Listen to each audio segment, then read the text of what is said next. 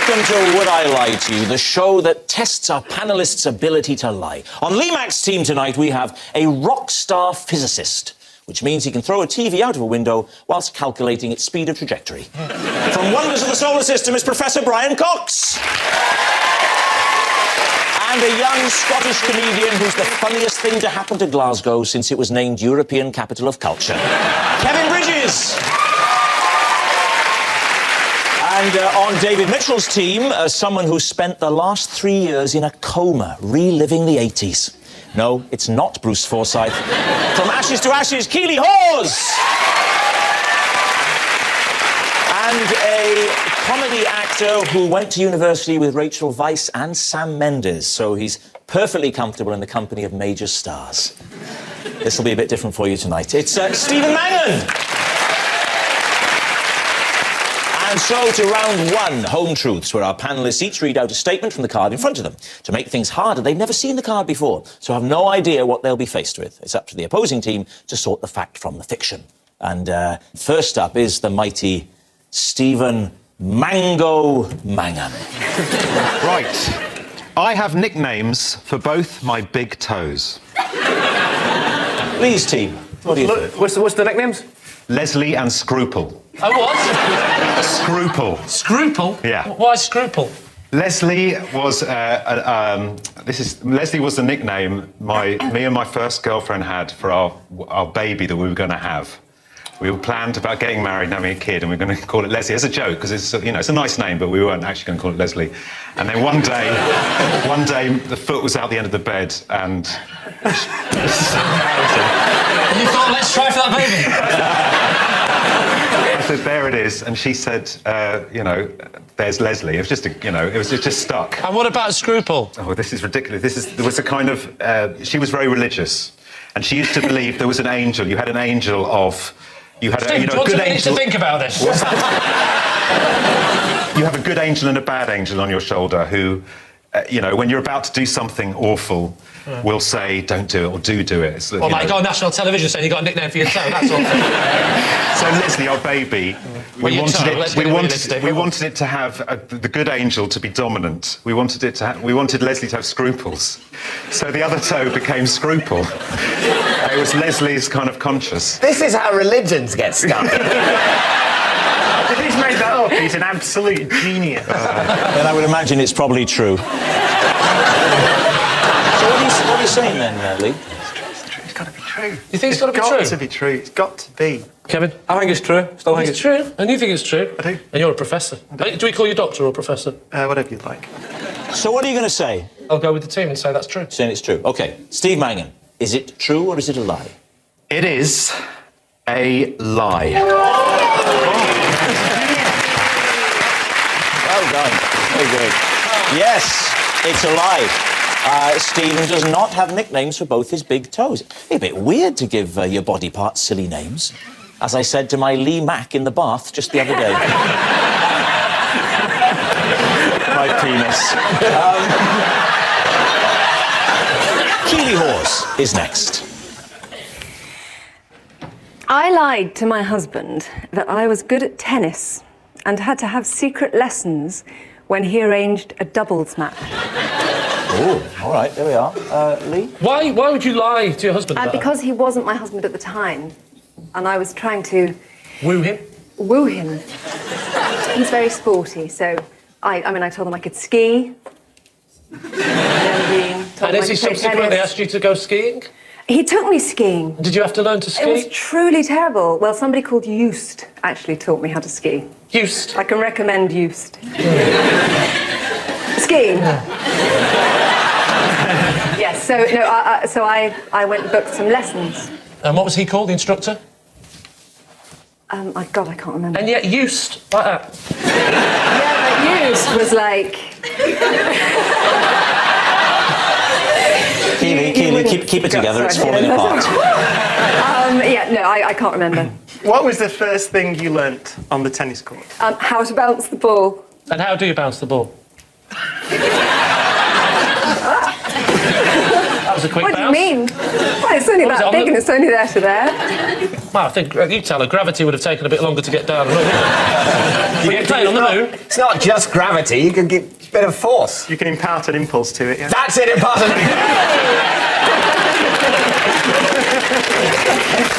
The rate of change of momentum is proportional. Don't to the push it. force. Did you win? I got there and I feigned an ankle problem What? because I saw when I got there how good they were going to be. So, It was to impress him. I didn't think he'd start involving other people. Is he a man for involving other people in general? Right, we're not at a physicist's convention now. We'll keep this clean, please. Now, listen here. Did your husband ever find out about these secret lessons? I told him. You came clean. I came clean on the night that I made him dinner, pretended that I'd cooked it, and then he... your whole life is a fabrication, isn't it? Gave it to him in the dark, and then he found the Tesco Express box. Oh, no. And then it all came out. Did it? I said, I can't play tennis and I can't cook. My name's And- not Jeff.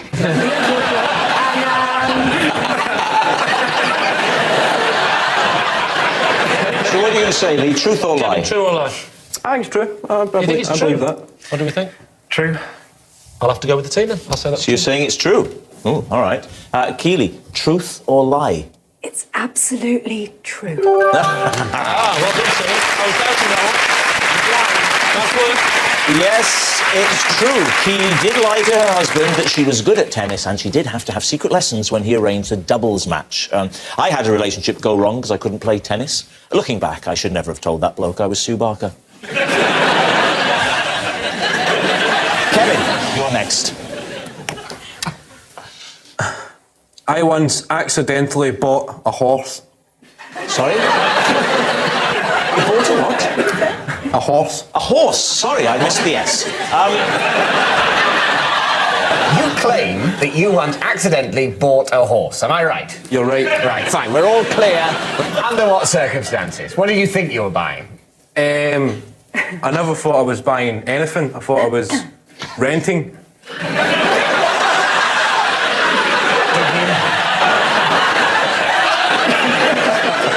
Did you think you were renting a horse? Yes. Right.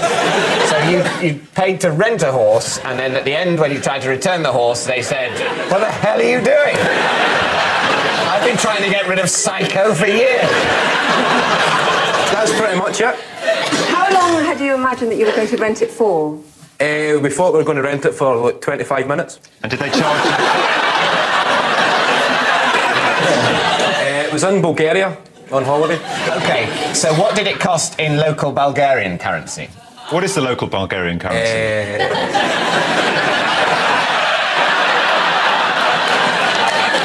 It was 200 lev.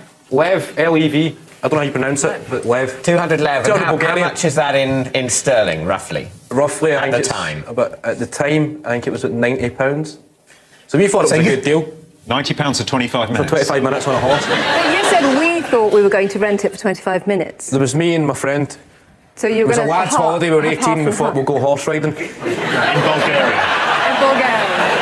Did you question the odd sort of time slots they were going for? No, the I've guy- never been pony trekking, but I imagine they sort of rent you the horse for perhaps a couple of hours. Oh, the or, guy- or at least a solid half hour. You get 25 minutes and then the horse needs a break for 5 minutes and then And somebody then else you keep comes. the horse forever. Oh, I never knew that. What happened when you tried to take it back?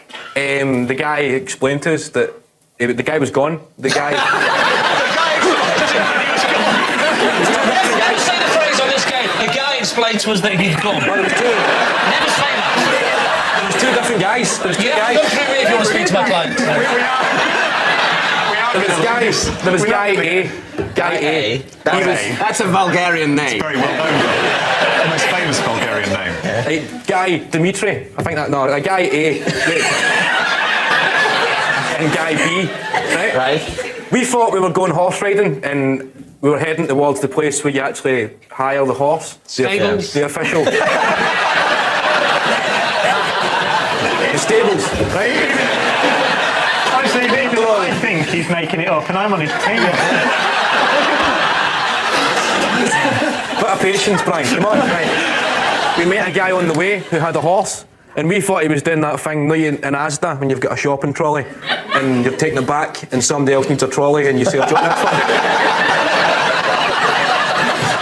So we thought the guy was saying, I don't need to go all the way to the actual stable. I'm from the stable, Yeah. so just hire this horse. that's what the guy said. Yeah. So we thought, all right, there was a bit of a communication breakdown. There was a Bulgarian guy trying to speak English and two Scottish guys trying to speak English. So we thought the guy had gave us the horse to ride and come back in 25 Were minutes. you not surprised? I mean, I've never been on holiday to Bulgaria, but I imagine that things would be a bit cheaper in Bulgaria than in Britain. Were you not surprised that it cost you the equivalent of £90 to hire a horse for 25 minutes? It was 25 minutes each, so it was two of us. Right. So we chipped in for a horse for 25 minutes each. But still, even if you thought you were going to get 25 minutes each, that's a lot, isn't it? Oh, it's an hour. You need to give the horse a break, as I said. Let's forget about the 25 minutes. Just forget about the horse. Let's forget about the horse. Yeah. That's absolutely, obviously bullshit. You take the horse back. Guy B, who's the guy you met on the way to the stables. He's gone. He's gone. No sign of him. No, he's gone. So you say to Guy A, well, we hired this as part of your not bothering to actually go to the stables but getting it a few hundred yards away scheme. We hired this horse for 25 minutes at an extortionate rate. Nevertheless, here it is. And what did he say? We went back to the place where we picked up the horse. Oh, so not to the stable, No. but to the random never got point to in the road. A couple of hundred yards from the stable. So you bewilderedly, where has the mysterious man gone? I would have thought that logically, when you were returning, having thought that it had come from the stable, but you'd been lucky not to have to walk to the stable before hiring it, you might nevertheless have thought, well, the stable's where it's got to go back to, Yeah. rather than, well, Sodom, this is where we picked it up from, I'm not actually taking the stable. I'm going to stand here, 300 yards away from the stable, going, come over here! Come and get your own horse! At which point locals start waving, go, no! You keep! Kevin, look at me. You're taking the horse back. Look at me! What happened next?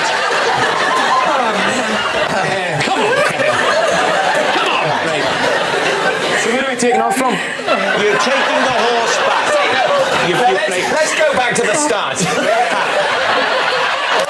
Kevin Bridges, for the love of God, please tell us what happened.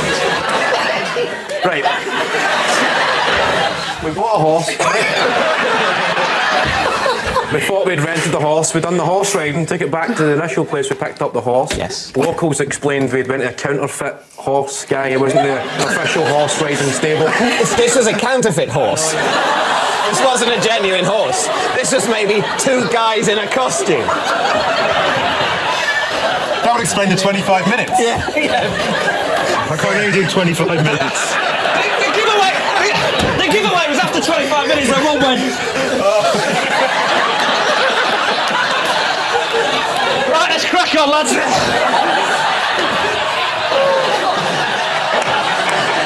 So, David's team, what do you think? Truth or lie?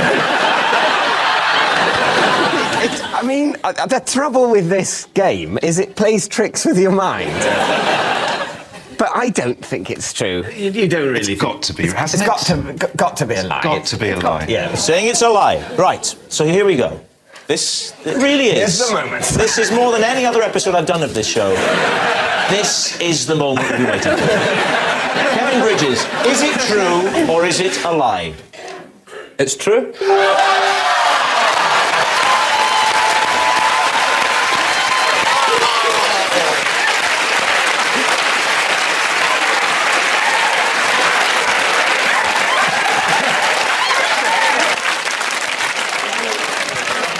Unbelievable.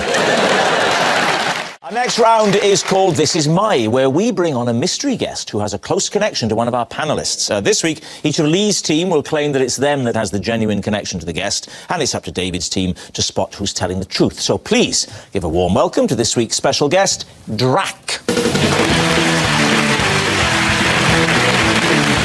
Welcome, Drac. So, Kevin, what is Drac to you?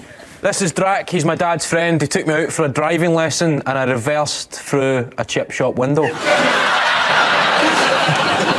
Brian, please explain how you know Drac. Well, this is Drac, the roadie that left me gaffer taped to a lighting rig for over an hour. Right. And finally, Lee, what's your connection? This is Drac. And I presented him with first prize at the National Pie Awards 2009. So, David's team, begin your investigation. Lee, where were the National Pie Awards held? Birmingham. What was the venue? The venue was the Hilton Hotel. Right. What Hilton kind of Hotel pie in was Birmingham. it? Well, One. he made a selection. He didn't just make one pie. It was for his various pies. You don't just have one pie. It's So not like was he various pie maker of the year? no. He won the big prize at the end, National Pie Maker of the Year. So he won the overall award. Were there like No, separate... he didn't have the best overall.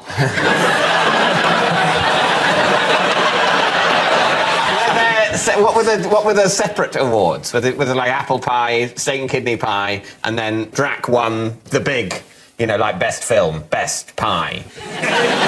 You don't just have one pie. You have to have, I think, two or three I pies. think we understand that you have to demonstrate the ability to reproduce the pie. Otherwise, if it literally is just one pie, and as soon as the judges have tasted it, well, what does it matter? That was a pie. That pie's gone. It was two or three pies he produced that year, but I Two or three. I think he wants to up production, actually.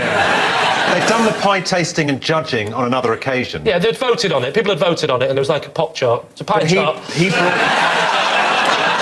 It was. You like the pie chart, Gav, didn't you? I thought you'd like it. Did you announce then the winner is Drac, or did you say his full name, which is... I said the winner is Drac. What about Brian and Brian gaffer Kevin? taped to a lighting rig. For how long? Over an hour. Over an hour. Why, may I ask, were you gaffer taped to a lighting rig in the first place? I was the youngest member of the band, and I was probably not behaving in a way deemed appropriate for a member of a band in the presence of road crew. What were you doing? I don't remember. I think I was just being a general, How did you get down? pain. Well, they had to get me down because it's a lighting rig. It was like one of Wait a Wait a minute. Drac, on his own, around you because you were doing something you shouldn't be doing, like maths homework, carried you up a ladder to a lighting rig 20 metres above the stage, and then he gaffered you round. He was the tour manager, actually. So he ordered the rest of the crew to put me on the ground, gaffer me up into a ball, put a harness on, and then attached me to lighting rig at the Hammersmith Odeon and left me there for over an hour. Was that when you wrote Things Can Only Get Better?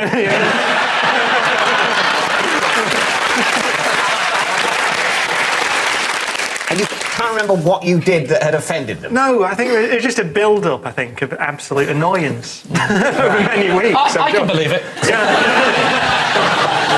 OK, so Kevin Bridges, it was something to do with a car. Well, yes, he's a friend of your dad's and he took you on a driving lesson. Yeah. And you ended up reversing through a chip shop window. Yeah. His name's Duncan. Duncan. It gets called Drac because it's like D-R-A-C, and he used to be known as Duncan from the RAC because he's a driving instructor, and then that got shortened to... What were you trying to do, a three-point turn? What was... No, it was the first lesson, Right. and we thought we'd do reversing because that's Drac's attitude. Once you've learned going backwards, going forwards is a piece of cake. It's the way he sees life and the way he sees driving tuition. But... You've got a chip shop by the side of a road, so the car is not facing... The front of the back of the car is normally not facing a chip shop, is it? No, it was in the car park of the chip shop. A chip shop with a car park? Have you not been to Scotland before, David? So this is like a kind of IKEA scale It's a chip massive shop. chip shop. I worked in this chip shop. So you're in the car park by the chip shop window, Yeah. and you get in the car for the first driving lesson, and he says, first things first, reversing. So why didn't he press the brake when he saw you hurtling backwards towards the chip shop? He was busy trying to design his new pork pie. So, right, David's team, we need an answer. Is Drac Kevin's driving instructor, Brian's gaffer taping roadie, or Lee's prize-winning pie maker? What are you going to say? I have absolutely no idea. Well, Kevin's story sounds implausible, but we've been down this road before.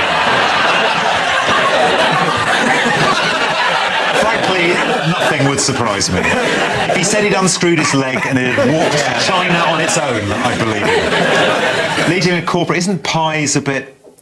He's northern, he's doing a pie handing out prize, isn't it? But then again, if you're doing the Pie Awards, that's... Who would you go to other than Lee Mack? Can you just say that to camera? I give him some available dates. I'll give him some available dates. And what about Brian's? Very good specific story about the winch and the Hammersmith Odeon and... Yeah. But it does seem quite a cruel thing to do. I think he probably could have been irritating enough for them. Yeah, I to win. think so. I don't think that's in question, to be honest.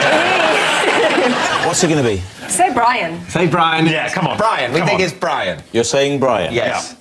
OK. Would you please reveal your true identity?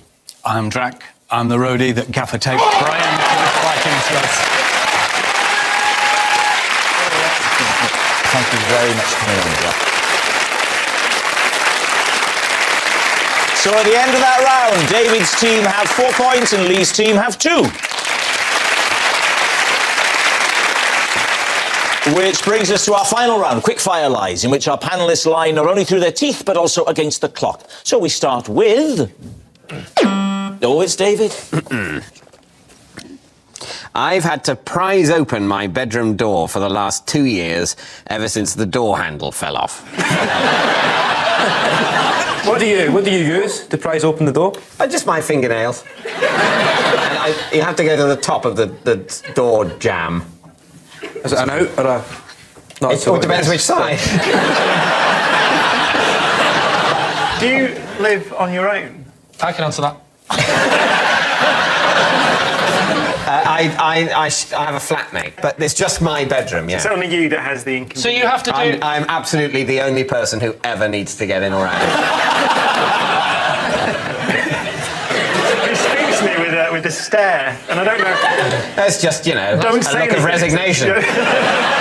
Why haven't you just whipped out a knob and affixed it to the entrance?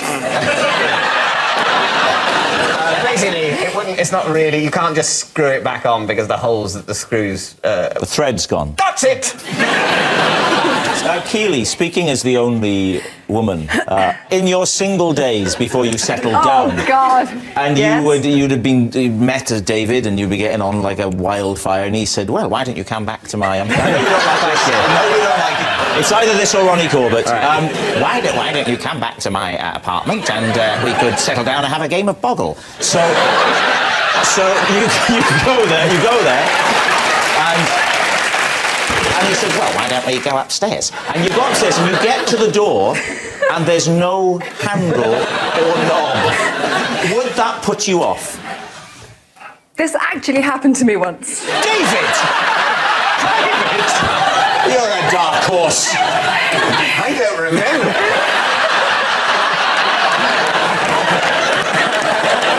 I stayed over, and when I got up in the morning to leave, I couldn't get out. And I didn't know where I was. You didn't know where you were?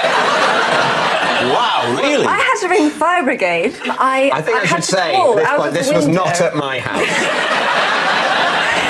And they had to come and put a ladder up to the window and give me a fireman's lift out. Where was the man whose house you'd gone back he'd with? gone to work. He'd gone to work and you- locked oh, you in you for didn't later. know? Didn't know. She'll keep till I get back. Wow. OK, what are you going to say, Lee? I think it's a lie. It's a lie. It looks like a man that's got well-maintained doors. Yeah. I'll say it's a lie. OK, then we'll say it's a lie. You're saying it's a lie. David Mitchell, were you telling the truth or were you telling a lie? It is, in fact, true.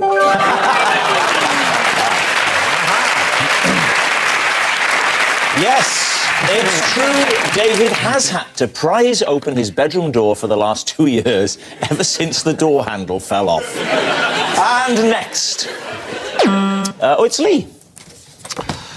Possession. All right, take out the box, pop it on the desk, and read the card.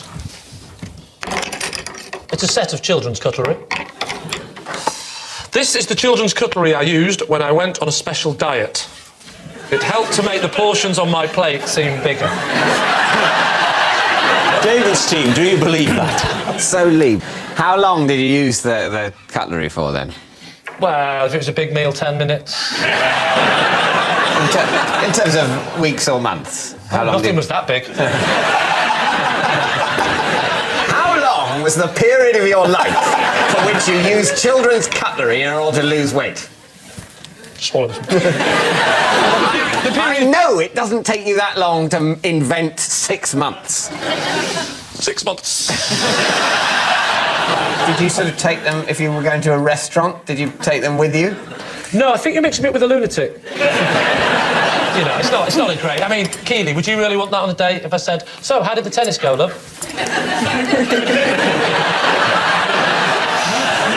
I could take it into the bedroom and go, you don't think it's big? Look at it against this. And that's a salad fork, let me tell you.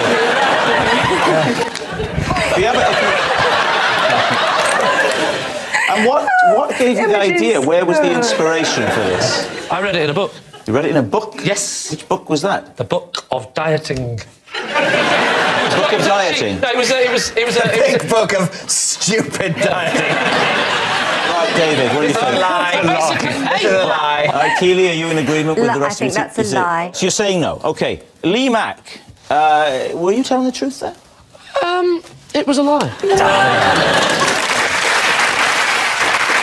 What a shock. It was a lie. Lee did not go on a diet which involved using children's cutlery for every meal to make his portions seem bigger. Oh, that noise signals time is up, and I can reveal that David's team has triumphed by 7 points to 4. But of course, it's not just a team game, and my individual liar of the week this week is Kevin Bridges. Yes, a fine achievement for a young man of 24. As a Glaswegian, he can look back on that with satisfaction for the rest of his life. Another 10 years. Good night.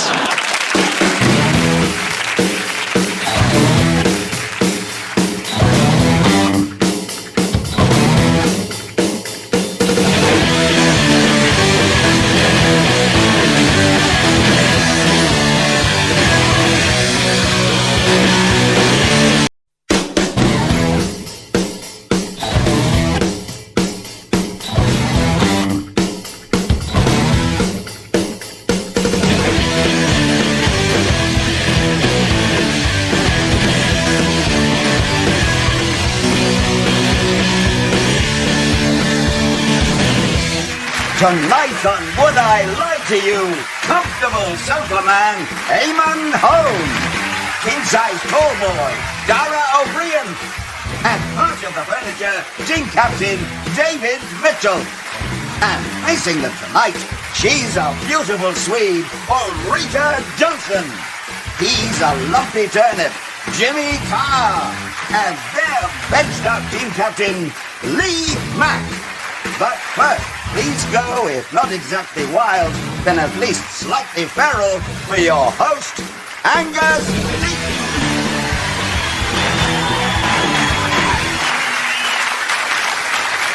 Good evening and welcome to Would I Lie to You, the panel game based on lies and how to spot them. We all lie, I know I don't.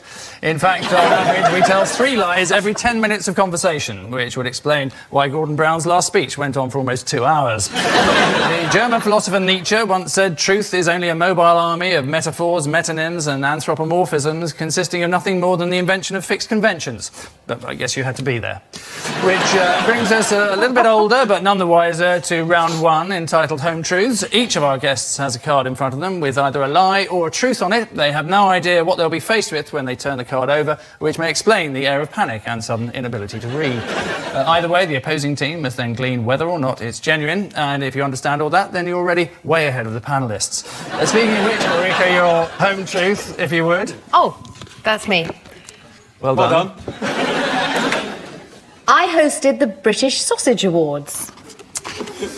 I won. That sounds very you, Ulrika. Where were they held?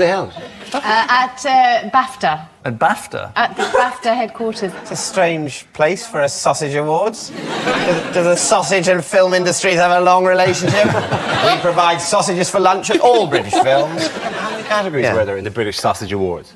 Nicest, longest, fattest, tastiest. Whoa. So, well, this is saving me £1.50 a minute. Do you remember any nominated sausages? No, it's all a bit of a blur, actually. Evidently. Yeah. Yeah, so this is a while ago now. This is not a gig we could get you to do now, for example. No, probably Has your fee 90. risen? Are you out of the British sausage producers range? I was paid very handsomely. How much, just out of interest? I was probably paid about, I don't know, 30 grand. Stop it. I mean, farming is in crisis. They're throwing away £30,000 on patting each other on the back, as well as hiring BAFTA. That sounds like a sort of sick party. No one is saying that they shouldn't have awards. Let the poor sausage makers have a night out. But Jesus wept, 30 grand for a host. That's a bit extravagant, to be honest. David, you're going to have to make a decision. I think Ulrika would have been embarrassed doing the sausage awards. I think 30 grand Would have takes away a blushed. lot of embarrassment. Okay. So we think it's true. I think it's true. You think it? I think it's a lie. Instinctively, I think it's a lie. OK, you're going to override I'm going to go with Eamon. Fair enough, they're saying it's a lie, so what is the truth, Ulrika? It's the truth. Oh! Yes, it's true. Ulrika did host the British Sausage Awards. As host of the awards, you're entitled to as many sausages as you can eat, which damn near bankrupted the sausage community the year Vanessa Feltz presented them. Sausages are formed from fat, blood, nostril, anus and offal. Coincidentally, also the original names for the Spice Girls. David. When I was 23, I had to talk my way out of a fight with a paper boy. What was it about? What was it about? What's the fight It was about, I was sitting sort of by the side of the road with a couple of friends, and we were chuckling about something, and he thought we were laughing at him. But you're a man and he's, what, 8? No, he was sort of, I'd say, mid-late teens. And how old were you? I was 23. So you were 23, mid to late teens, and there's 3 of you and 1 of him. Yep. I mean, of the 3 of us, one was a girl and 1 was me. And what happened? How did you talk your way out of the fight? Well, he came towards us. He dropped the bag with the papers in. Thud. And he said he was coming up like this, going. Like what? Sorry. Like this. When was this? 1872. Did he go like this? Yes, he went like this because he was an otter. And he said, I think he said, it was either what's your problem or have you got a problem? It involved the word problem, but not in a kind of, he wasn't really a problem solver. He wasn't like looking for a problem. He wasn't looking for you to go, my first is in crane, but not in canoe. Yeah, no, I had the strong impression that would have increased my chances of getting hit. And what were your friends called? Tom and Emma. Oh, sounds like it was really going to kick off. Bless you. But when you're not telling the truth, you become like a little schoolboy and smiley and very hesitant, and suddenly, you're just, I want to take you home and put you up on a shelf. The second half of that's worse than the first. So are you thinking this is the truth, You've got or to are go. you agreeing with He's Ulrika? lying. He's lying. There's no way he's lying. He wouldn't lie about a thing like this. Go with me. Come on. It's a tricky one, isn't it? Who do you listen to? I'm going to go with Ulrika and say that I think that it's a lie. OK. David? Oh, my God. Quick reveal. It is, in fact, true. It's... He's very good at lying. I don't want to take you home anymore. So sweet, isn't he, when he tells the truth? Jimmy, your turn to astonish us. Right you are. I starred in a Japanese commercial for snuff.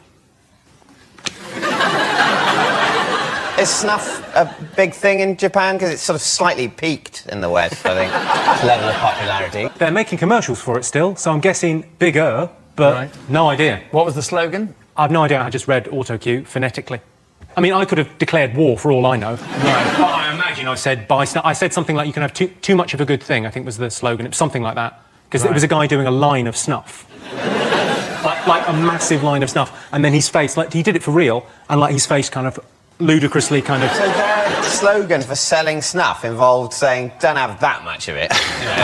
Literally, yeah. It's advertising whiskey with someone dying of alcoholism. And then saying, a little bit is tasty, but it killed this guy. Why did they choose you to be the face Because I've of? got my TV show, the distraction show that I did on Channel 4, and the American one goes out in Japan. And it's quite big, because it's like Endurance, but it's with Westerners being hurt. They love He looks that. almost Japanese. I look almost Japanese. That is the acceptable face of racism. So you're still in two minds, or Eamon, what are three your or thoughts? four? He was very convincing. Unless the production crew are mental, we'll be seeing it in about a minute. He's threatening a clip. So is there any truth in this? I think it's a lie. I think it's a That lie. bit makes me think it's a lie. The clip, the mention of clip the was just too far, Jimmy. So you're veering towards untruth. Lie. Lie. Okay, the truth, Jimmy? I can tell you it's a lie. But a good lie. Good one. The next round is called The Ring of Truth. I'll be reading out the top celebrity fact, and the panellists in turn will dissect, discuss, and finally deduce whether or not that fact has about it the ring of truth or the stench of deceit. So, your teaser. To coincide with the US version of The Weakest Link, Ben & Jerry released a limited edition Anne Robinson flavoured ice cream. An ice cream that tastes solely of bile and remorse. I can't see that. Not so. It sold out in 2 weeks. Very popular. When you open the tin, was the surface of it really taut in an unnatural kind of way? That you couldn't possibly break into the ice cream beneath. She's doing that thing in the photo, that wink thing, isn't she, which always unnerves me, because she does it at the end of The Weakest Link to sort of say, you know, like, out of me. The thing is, though, that wink is the only thing that she used to do that on Points of View as well, and she's sort of trying to say that she's in some way being consistent. Well, in Points of View, she didn't read out the people's letters and then just say, you know, off. Which she does to the answers of the nice people on The Weakest Link who are trying to win a quiz. Do you think when you open the ice cream, it just has written on top, use a proper spoon? There are precedents. Right. They've made Desperate Housewives editions called Cherry Hatcher. So what was the Anne Robinson one called? Ginger Ice Queen. Ginger ice cream's really nice. It's gonna taste of ginger, not of that. Ginger is a recognised pleasant flavour. She's a recognised. That's totally different. It's just people who like ginger enough to be able to stomach the sight of her face while they eat it. I can believe that those people exist. So that's suddenly become a lot more plausible. Suddenly you're saying that ice cream, the flavour of a woman who's undergone loads of surgery, is obsessed with money, and for some reason considers herself witty? No. Ginger ice cream with a picture of that. Yes.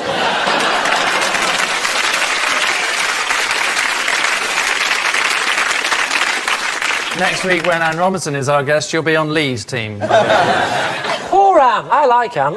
We went for a meal with Anne Robinson, do you remember? Yes. It was a BBC meal, and she came up to me, and she went, "Are you a scheduler?" And I thought, "No, I'm going to go." So I went, "Yeah, I am." "Well, why have you rescheduled my show?"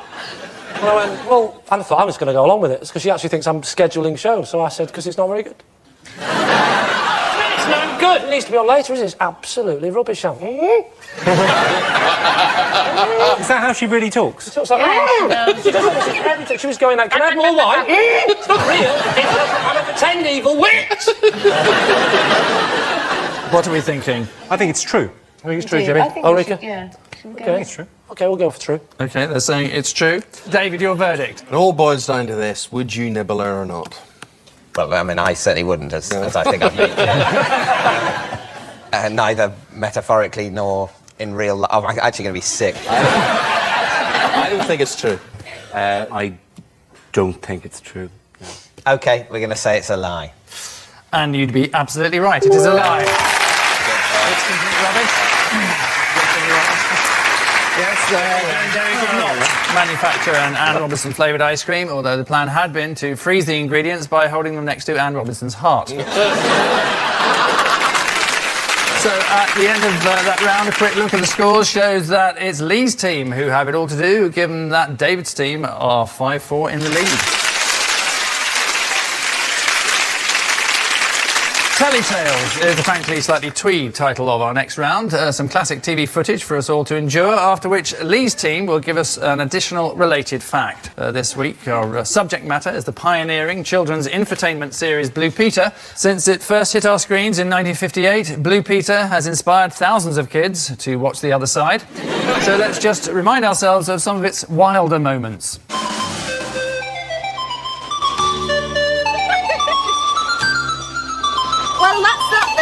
I'll sing it. Oh, that's lovely. Unfortunately, the goat that you saw in that excerpt has died. Thank you.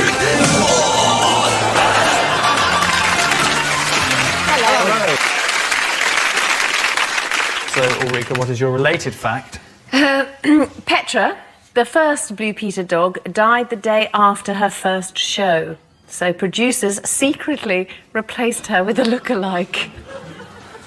So do we think this is true, David? Well, I think if Petra had died after the first show, that's exactly what they would have done. When you've got a show and you're hoping it's going to run for 50 years, you know, like we're hoping with this show.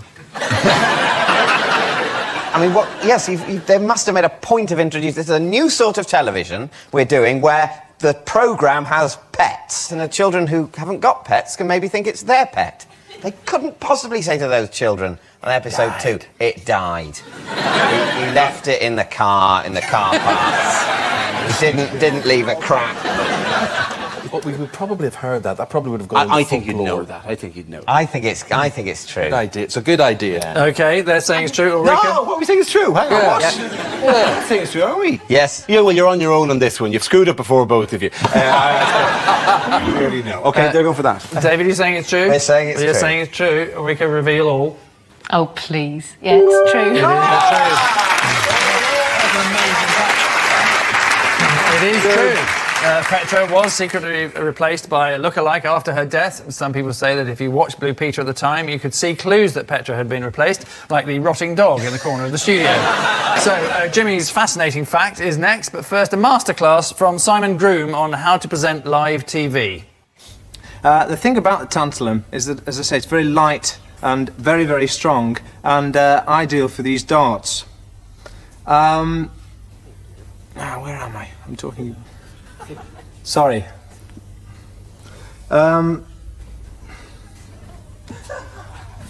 Darts.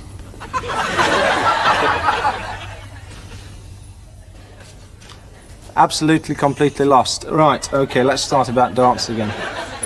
They're also thinner. Now, the thing is, Goldie, will you go away about them?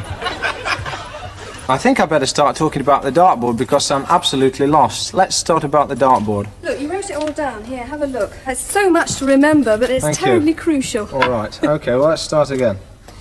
I like the way the woman came in and went, it's terribly crucial.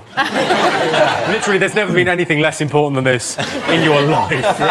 I feel this pain. I did kids' TV for years. I did kids' TV in Ireland for Did ages. you? Constantly. And your co-presenters hate you. Like what she did there. Oh, man, kids' TV presenters are always doing that. Great, if you watch CBBC now, you see them all being friendly and palsy and, we're having a great time and we're making stuff and doing stuff. But they will at any stage wish to pick up the safety scissors and stab the other person and go, how did you get top of the pops, you bitch?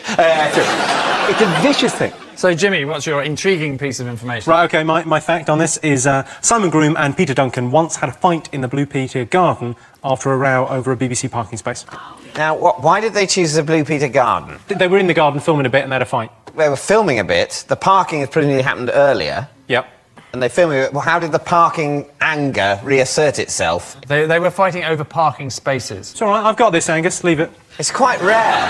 It's not like I can handle this. But this is what I don't understand. There's been an argument about the parking spaces. They're filming the piece in the garden. Why does the fight start there? So imagine you're having a disagreement with someone. You're having a disagreement. I've never disagreed with anyone, but OK, I can imagine. Well, you're disagreeing with me right now, so this is what it's like. No, it's just, you know, we both mean the same thing. It's just you don't realise it yet. I think in fairness to them, it says it's about a parking space, but clearly they didn't get on with each other. The rumours were that Simon was slightly jealous of Peter. Maybe they actually really did get on deep down. There was a lot of love there. But a lot of love and complicated feelings and tears and hate, and they start fighting and just to touch another human, and then the fighting starts getting a bit of amorous, and you know, and then they're kissing and fighting and scratching their clothes off each other, and then they fall in the pond and it's all fine and there's no sex. You know what co-presenters are like, don't you, Eamon? That would never have happened in GMTV. We didn't have a garden to fight in. That was. Sorry, did you say to and fight in? David, what's your answer? Do you think it's true? Well, knowing presenters, I think it's very true. I think it's a no. I think it's a lie. We're going for lie. You're going for lie? Yeah. OK, Jimmy, truth or James. lie? I can tell you that it is a lie.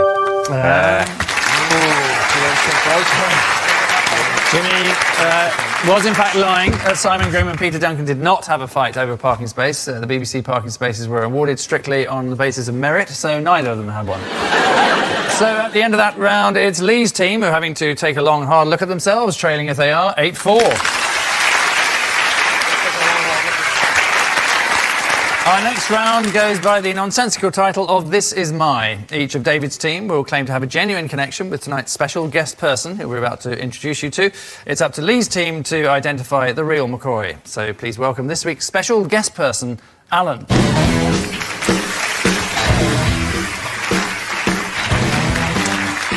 Now, Dara, perhaps you'd like to explain how you know Alan. Alan is a mate of mine. I was best man at Alan's wedding, which was a number of years ago. And at his wedding, Alan, although you'd be hard-pressed to believe it now, weighed 27 stone. Wow. OK, David, what's Alan to you? This is my driving instructor, Alan. I've had over 70 driving lessons and I still haven't passed. And finally, Eamon, what's your relationship with Alan? Well, this is my friend Alan, and he is the Manchester United stadium announcer. So, a former fatso, according to Dara, a long-suffering driving instructor, if you believe David, or Eamon's voice of Manchester United. Lee. So he was, how heavy was he? How heavy? 27, I think, at his peak. 20. You were his best. 27. So what might he weigh now? At the moment, he's about 13 at the moment. 13, 14. What's Alan's surname? Kerr. I love the way you said that. Kerr. You didn't actually say that. You just opened your mouth and hoped that some noise came out. Hang on. You didn't say that. You just opened your mouth and noise came out. That's how you say things, Lee. Sure. How you communicate. What's his name? Now, according to David, he's a driving instructor, of course. Right, so, how many times have you failed? 4 times. You've had 70 lessons. 4 times. Yeah, At what stage did you work out he's incentivised for you not to pass? Is he telling you things like, yeah, look at the pedals at all times, manoeuvre, mirror, signal? To be fair, I blame myself for failing, because he didn't tell me the things I failed for were, OK to do. So he's become a friend, anyway, over the years, I suppose. Well, I would say we're, massively close. I don't know whether we'll stay in touch, but then again, we may never lose touch. Yeah. So, I'm interested in Eamon's announcement story here. So he's a friend, is he, Eamon? I've known Alan for over 20 years. I first met Alan BBC Manchester, where he works as a presenter. And he also works as the announcer at Old Trafford. What's the stadium called again? I don't know what the stadium's called. But Seriously, Jimmy. You really are one of the lads, aren't you, Jimmy? I know it's Old Trafford, but haven't they got some shit name for it as well? Theatre of Dreams, yeah. Theatre of Dreams, that's it. That's the funny one. It's like, it might as well be the Ballet of the Imagination. It's such a name for a stadium. The Theatre of Dreams. What dreams? I dreamt I kicked a ball. Well, they're going to have to push you for an answer. I think the driving thing sounds plausible to me. 70 lessons and failed. No offence, but I could believe that. I think it's driving instructor. Do you? Yeah. Although Dara's looking pretty pleased with himself there on the end. Yeah. He's looking quite chuffed. He's just happy to be out. What do you think, Ulrika? I'd go with Eamon. OK, so what are you saying, Lee? Should we go with David? We'll say David. 2 against 1. OK, well, Alan, perhaps you'd like to tell us who you really are. I'm Eamon's friend. I'm the stadium announcer at the Theatre of Dreams, Old Trafford.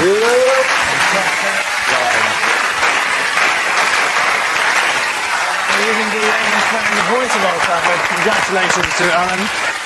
Alan has several duties at the club. He announces the teams, the scorers' names, and how many lap dances the players have roasted the night before. And so to our final quick-fire round, more lie detecting without the aid of ethanol, but this time against the clock, starting now. Eamon. I once saw Carol Vorderman broken down at the side of the road, but I didn't stop to help her as I was running a bit late. How do you mean broken down? In a car, or she was having She's a breakdown? having a nervous breakdown. For a car. So where was this, Eamon? A3. Right. On the lay-by. And does she know that you ignored her? She didn't know at the time, and I really felt bad about it because it was a flat tyre, it was smoking at the back, and there was a lot of smoke. Tell you what she should do. She should consolidate her debts into one easy monthly payment and then take out a loan and buy a better car. That's what she should do. What were you late for? Well, I just had to get home. Sleep's very important in my life, you know. It was... What time is it? Well, it was 10 o'clock at night, but it was a summer's night. And so you left a woman on her own on the side But of it was a bright night. It was a bright night. Where were you? In Norway? It was a summer's night.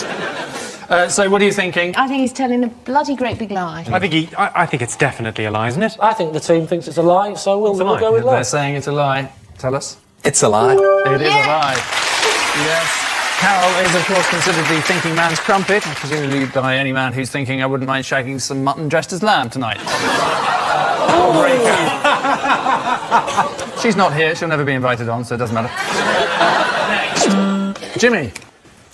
I lost my virginity at 26. Oh, that's true. Yeah, that's true. Yeah, we're all. Yeah, that's true. Okay, we can kind of. Yeah. Okay, is it true? Well, no. No, seriously. Yeah. For the sake of, decency, go on, tell us all about it. Well, I was very religious growing up. Very religious until I was about 26. And then I was all about the poontang.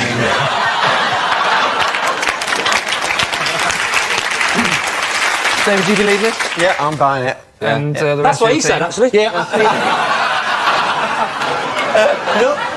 So, Jimmy, could you reveal the truth, please? I can indeed. No shame in that. It is absolutely true. Yes, it's true. Jimmy did lose his virginity at the age of 26. Also, coincidentally, it was the day that he discovered he could make people laugh. Next. Dara. Oh, I have received a text message from Bono. Of course you have. You're Irish. Yeah. And there are 7 of us. We live in that? one big house and we all dance in a circle around together. What did the text say? Did it say beautiful day is out Monday? No, it wasn't a group text. It was a specific thing because I did a gig for a charity that I had over there and he just said thanks for the gig. Are you text pals now? I sent a reply, but it didn't bloom into a full-scale relationship. What did you say? No problem, D. Have you kept it? No, because that's a couple of phones ago now. It's sitting on a Nokia somewhere in a drawer at home. Frankly, I don't need it that much socially. Conversation doesn't die off in my house so much you go... has anyone got a charger from the early millennia that I could use? I've got a thing I want to show you. So what are you veering towards? I think it is true. It's true. OK, we'll say that's true. OK, fact or fabrication? You're going for true? If it just kills this ridiculous notion that just because I'm Irish, I know all other Irish people, it's a freaking lie.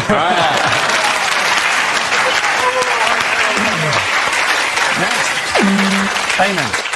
Now, I have 7 cats, and they're called Monday, Tuesday, Wednesday, Thursday, Friday, Saturday, and Pickle. Sorry, what was the last one? Pickle. Pickle. Why didn't you call him Sunday? Because, as the audience will say to you, it sounds better when you say, hello, little pussy pickle, doesn't it? Are you suggesting that Sunday would be an absurd name to call a cat? You're not a cat person. And also, you'd sound like you had dementia or something. If you... Monday! Tuesday! Wednesday! It's Monday, Eamon, isn't it? Where's my slippers? Pickle pussy! Come on. We're not idiots, Eamon. We're not idiots. Could you describe Tuesday to me? And don't say it was a lovely walk in the park. Right? Tuesday's a particularly ginger little tome cat. Thursday. Tell us about Thursday. Thursday's grey and sort of white chest. What colour's Wednesday? Wednesday's sort of, well, you won't believe this, but sort of green, olive-looking colour. Okay, green cat now? Oh, well, of course it's true. You've got a green cat. What colour is Tuesday's cat again? Tuesday's cat is a sort of gingery colour. Oh, but good idea. He's remembered that lie. I'm willing to go for it. Jimmy thinks it's true. Ulrika? I'm kind of inclined. Are you two mental? I'm feeling it. Are you actually mental people? He's just so lovable. He's got a green cat. What bit of that is true? It's an absolute load of codswallop, Eamon Holmes. So you're saying it's not true, so is he lying or is he not? It's a lie. You were very good. It's a lie. Eamon does not have 7 cats called Monday, Tuesday, Wednesday, Thursday, Friday, Saturday and Pickle. The only spoiled, pampered creature Eamon spent any time with is Anthea Turner. And after a while, he wouldn't let her on the sofa either. Incidentally, Pickle the cat is what Korean chefs do if customers order a starter. Which irritating noise means that at the end of our final round, it's David who are tonight's superheroes, triumphing over Lee's team 13-6. So many congratulations to our winners, slightly fewer to our losers. Join us next week for more Issues with the Truth. And remember that liars will often touch their nose, mouth or ears when telling a lie. As when Sharon Osbourne says, all these are completely natural. Good night.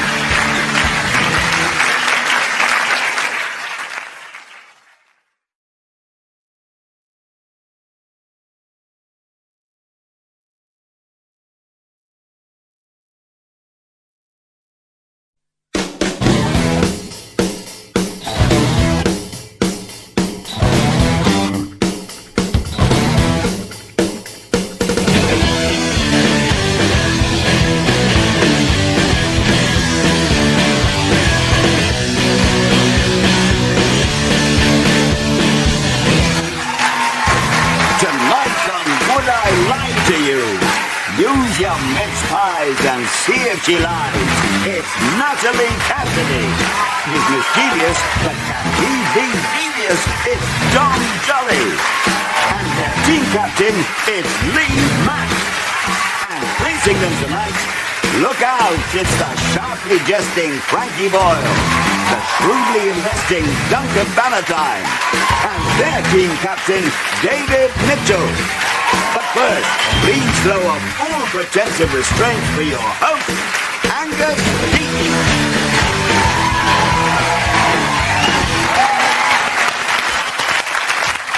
Thank you, good evening, and welcome to Would I Lie to You? Over the next half hour, you'll be hearing more lies than an estate agent working on commission only. One useful tip when spotting a liar is that they often give themselves away by a variety of facial movements, unless, of course, the question you ask them is, have you had Botox? So we begin, perversely, with round 1, which is called Home Truths. Our panellists read out a statement about themselves, and their opponents use a combination of potluck and guesswork, thinly disguised as intelligence, to decide if it's true or not. Guess right, they get the point. Guess wrong, the others get the point. What could be easier? Exactly, almost anything. Dom it is, who kicks us off with his first Home Truth. So, Dom. I was at school with Osama bin Laden. How old is Osama bin Laden? I'm sure he's near my age, isn't he? I don't know, I don't even know. I mean, how old did he seem at school? I mean... We were actually at the other ends of school. Don't say extremes. No, you're right. It was quite a sort of... It was from sort of 4 to 18, so it could span quite long years. Right. Yeah. What 4 to 18 school is this? It was a Christian Quaker school. Right. Is he still a Quaker? I don't think it sat with him very well. I'm not aware of his religion. He doesn't sort of, present that. I mean, did you chat much? I'd pass him in the playground. He was quite an intimidating figure, to be honest. He was slightly intense. He was sort of in the Dungeons and Dragons class. I didn't really know him, but I was in the same school. Where was this, in London? No, it was in Lebanon. Lebanon. That would possibly explain it. How was it at school in Lebanon? It was okay. I mean, it was only when I sort of got a lot older I realised it was some sort of finishing school for jihadis, basically. And there'd be occasionally an Israeli jet would go over Beirut and the entire playground would look up and start firing in the air. And when I came to school here, I realised that wasn't the sort of normal thing. And no. Did bin Laden win when you played hide and seek? Always. I never found him. So, David, I'm going to have to push you for a decision on this. So it's a 4 to 18-year-old Lebanese Quaker school.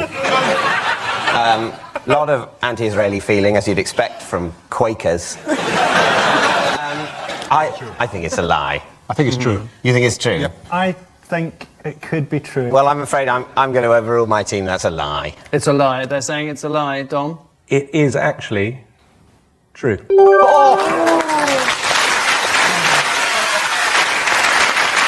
Yes, it's the truth. Dom was at school with Osama bin Laden and still remembers those happy playground games like tag, stuck in the mud, and die, infidel, die. They grew up to have a lot in common, although Dom was slightly better at knowing where to draw the line with his pranks. It's all eyes on Duncan. When I ran a large public company, I banned all my staff from buying paper clips. Why? Letters came in the post, and I'd be sitting at my desk, letters came with paper clips on them. So I took the paper clip and put them up, and I realised my pile was getting bigger. So why buy paper clips when you get more coming in the post than what you send out? I think nobody should ever buy a paper clip again in the whole world, ever. Polite people send the paper clips back to the person that sent them the letter.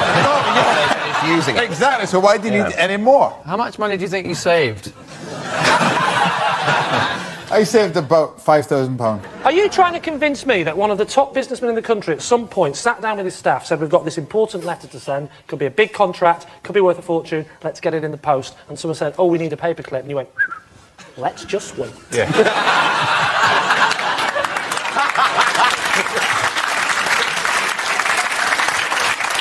Do you reckon there was a moment after you started in the job when everyone was going, I wonder what the new boss will be like? I wonder what the Christmas party will be like this year. Oh, here's a memo. Reused paper clips. He's a miserable bastard. It seems like Mr. Bannatyne's had the water cooler taken away. We'll have to go outside to the rain barrel. Have you changed teams? Was that the only one of these kind of money-saving devices you came up with, or did you have many? There was a lot of other money-saving devices, but they're all in my autobiography. Can I be honest with you, Duncan? Absolutely honest with you, I'm No. getting every other word. Try hearing it.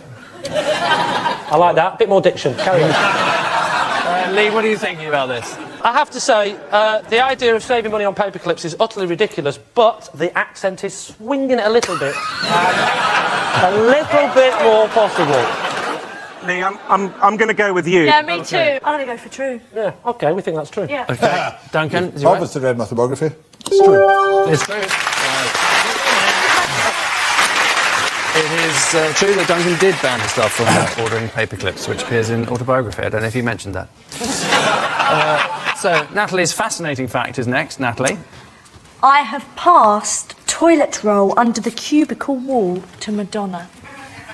Sheet by sheet or a whole roll? No, about 5 sheets. Right. Did you specify the number of sheets you wanted? I was so starstruck, I just went like that. Well, how did you... So you recognise her by I knew her she was in a voice? cubicle next to me. Oh, right. I knew. See, I was in a club on a Wednesday night. A club? It's called China Whites. It's a club where a lot of people go. It's China White's ran China out of White. toilet paper in the ladies. Somebody stole it. Apparently they needed it for their office. They weren't willing to buy their own. And it was a Wednesday night's kind of a big night, China Whites, and Madonna was in there this night. Obviously, I didn't know, but went into the loo and everyone was going, oh, Madonna's there, Madonna's... And I thought, yeah, right, whatever. And then some lady said to me, which I recognised was American, said, excuse me, have you got any loo roll there? And I said, yeah, no problem, did that. Went out, washed my hands, and Madonna walks out. I just like the fact that during that story, you've been on EastEnders far too long, because you went, everyone was going, Madonna's in there, Madonna's in there. Oh, Madonna's in there, Madonna's in there. EastEnders she was in, not Oliver. Oh, yeah. You, David. Yeah, I think, you know, Madonna's been around the block. You check there's enough loo roll before you sit down, don't you? I think it's a lie. got it. I think it's a lie. What do you think it's a lie. Yeah, a lie. OK. Natalie? It's a lie. It is a lie. Quite right. Madonna never runs out of toilet paper, as she always carries one of her husband's movie scripts in case of emergency. All of which brings us staggering to the end of this opening round, where the stark truth is that Lee's team are already blazing a trail, leading as they do 3-1. The next round has a ring of truth about it, chiefly because that's its name. Momentarily, if I can just use that word incorrectly, I shall read out a fascinating celebrity fact, whereupon the panellists have to second-guess its veracity, and also say whether it's true or not. Lee's team, guess first. Analyse this. Jeffrey Archer writes all of his stories with a felt-tip pen. Is this the truth or the opposite? Hang on, he wrote a book when he was in prison. So all we need to know to work out this is true is, can you get felt tip pens in prison? Anyone? Frankie, you'll know this. What can you get in prison? It depends just how much loving you're prepared to give. Duncan, you've been in prison. Have you? Very short period of time. What But for? yeah, no, I agree with Frankie. Never mind agreeing with Frankie. Never mind. Forget the game, Duncan. Tell us about the murder. You can get anything in jail. Anything Really? you want. What were you in prison for? Well, just, you know, Tell us. I think it was drunk and disorderly. You mean think? How drunk were you? Look at that. Suddenly the dragon tamed, methinks. What do you mean? It's in the autobiography, haven't you read it? What's it called? Anyone can do it. Please say anyone, apart from the 80% of people you tell to sod off. Anyone can make 100 million, that's in the book. It tells you how to do it. If everyone makes 100 million, won't that be terribly inflationary? Yeah. If everyone makes 100 million except you, you're going to be pretty small, aren't you? That's it, but maybe this is something that happened in Italy in the Lira days. You know, someone like you published a book, and then suddenly, everyone has got 100 million and they can't buy a coffee. Lee, I'm going to have to push you for some kind of an answer on this one. Well, Jeffrey Archer. Get Jeffrey Archer on this show. Jeffrey Archer on a show about lying would punch a hole through time. Yeah. We wouldn't have Jeffrey Archer because he's been in prison. Oh, you have. How did you know he was in prison? I read his autobiography. Thank you.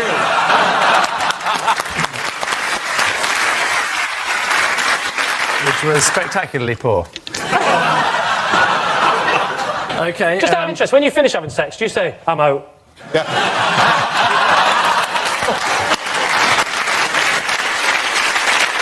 The worst thing is foreplay, which is I'm in for 40%.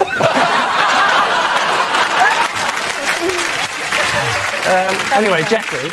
I think he does. Yes. Yeah, I think that. I Team think captain. I think he does as well. Then I think if you're saying he We're on does, a lucky streak. yeah, let's go for it. You're saying- Okay, then we'll say he does. He does, and the fact is, he does. It's completely true. This is in fact true. Jeffrey Archer does write all of his stories with a felt tip pen. His first job, incidentally, was working for Oxfam, and he still has a unique connection, as they're now the main stockists of his books. David's team. Your quote comes from the great 20th century poet, essayist, and raconteur Jody Marsh.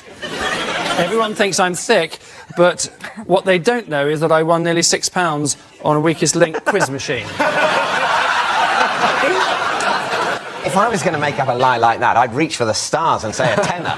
One thing Yes, about that please. quote which is really sad is, I know that I won nearly £6. What's nearly God. £6? What, so Why did you £5? not say £5.40? Well, actually, but those machines, they don't give they give quids, single quids. So nearly six. The nearest to £6 she's got is £5. You can't say five. I mean, what you know as a businessman, where are your accounts when you start calling £5 nearly £6? Suddenly, £5 billion is nearly £6 billion. That's a £1 billion shortfall. This was a 27th birthday party of one of her friends when she got very, very drunk. If you had to get someone to answer a question on a quiz machine to save your life, right, would you get Jody Marsh? I would rather that she fell drunkenly onto the quiz machine with her face and chose the answer that way, rather than using a body of knowledge.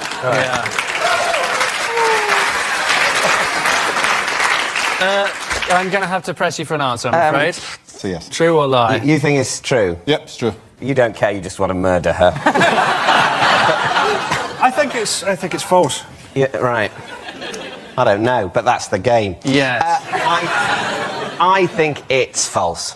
They're saying it's false. It is indeed a lie. Absolutely correct. Well deduced.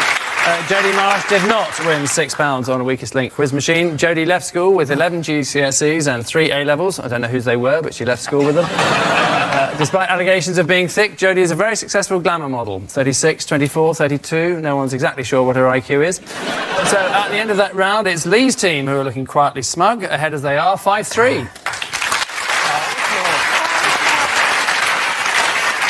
Our next round goes by the somewhat truncated title of This Is Mine. Each of Lee's team will claim to have a genuine connection with tonight's special guest person who we're about to introduce you to. It's up to David's team to weed out the bona fide from the bogus. So please welcome this week's special guest person, Ina.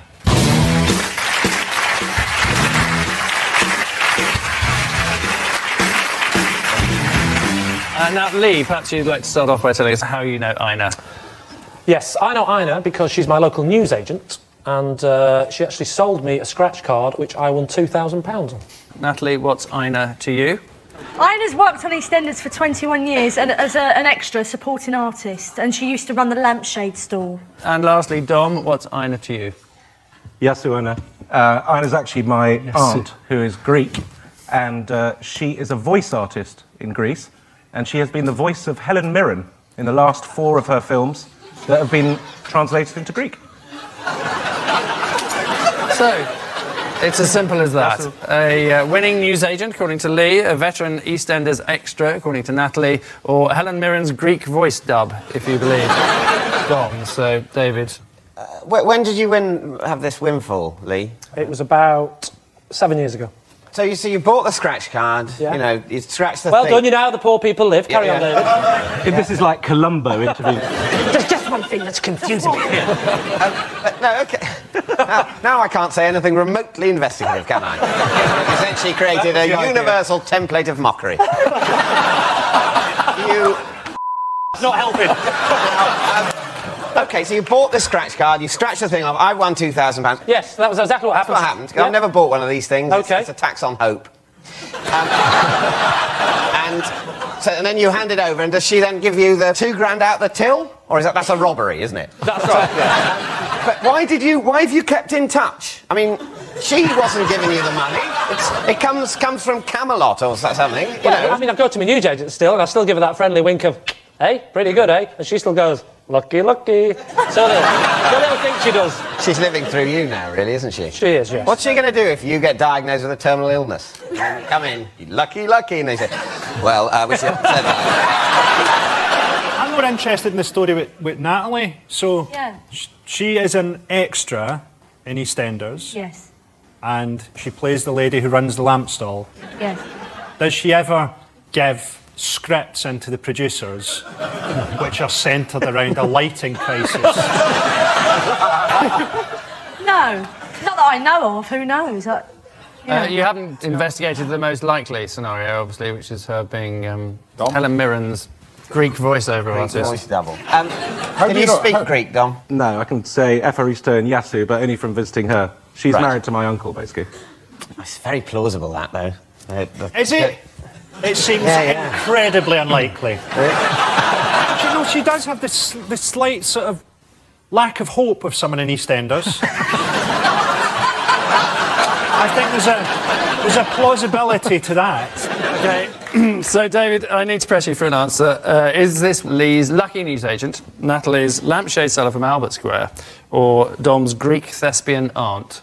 You both think Natalie's extra? I think the savage, browbeaten air of an EastEnders extra hangs among us. Have you ever heard of a concept called mercy? Right, well, I haven't got a clue, so I'm going to go with the team. I'm going to say it's Natalie's colleague. OK. Ina, perhaps you'd like to tell us who you really are. Natalie's my friend, and I've been an extra for 21 years on EastEnders. Yes, indeed. 21-year-old veteran of EastEnders. Well done to Ina Clare. So a lampshade stall might be an odd thing to find in the market, but it's essential to Albert Square, since lamps can be used to electrocute people, smash them over the head, or strangle them with the flex. Sometimes all in the same episode. Telly Tales is the brilliantly alliterative title of our next round. David's team will follow up a clip from a classic TV series with an additional fantastic fact. Lee's team then declare whether the fact is either the truth or complete Piers Morgan. And tonight we bring you the delights of vintage Doctor Who, a show with the same budget as a school nativity play but with slightly lower production values. Well, here's a quick reminder of some of the Doctor's multiple incarnations.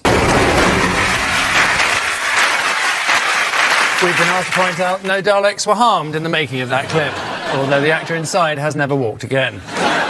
But what is Frankie's extra piece of information, Frankie? Well, it's a little-known fact, but to avoid confusion on the set of Doctor Who when they're filming it, the medical doctor on set is called the Magician. So you think about it, there could be confusion because obviously the Doctor is Tom Baker or whoever. Obviously, it's a much bigger problem on Casualty. I don't understand the confusion. Someone, an extra, say Ina, who's working on Doctor Who, has a heart attack, and someone shouts, "Is there a doctor here?" And Doctor Who, confused, says yes and does surgery until someone says, "No, no, no, no, no." I mean, not really a doctor. I know TV people are like dim, but If you're the person that's ill, it's going to be quite a depressing thing to hear someone shout. They sort of see what's happened to you and say, "Fetch the magician." Because that's what we're going to need. Fetch the magician or the priest. I think it's a superstition. I think that's the answer. It's like, you know, your whistling is supposed to be bad luck. Break a So leg basically, someone comes instead on of stage. good luck. It's like the Macbeth thing or Hamlet thing, whatever. You're not supposed to say it, is it? Exactly that. So what happens? You're trying to convince us now, Angus, that someone would walk in and say, "So is that the resident doctor?" And somebody pops out of a Dalek and goes, "Oh, I'm being told about the rules and the superstitions. You idiot." Now I've got to turn around 3 times and spit. We're not joking. Lee, could we have your answer? Yeah, sorry, what do you think that's in summary?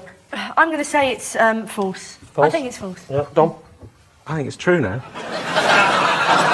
I mean, it doesn't make sense, but it's telly. It doesn't have to make sense, so they probably agree. I'm going to have to overrule you there, Dom, and go for Natalie's decision there and say that it is, in fact... That is leadership. ...not true. Frankie? It is a lie.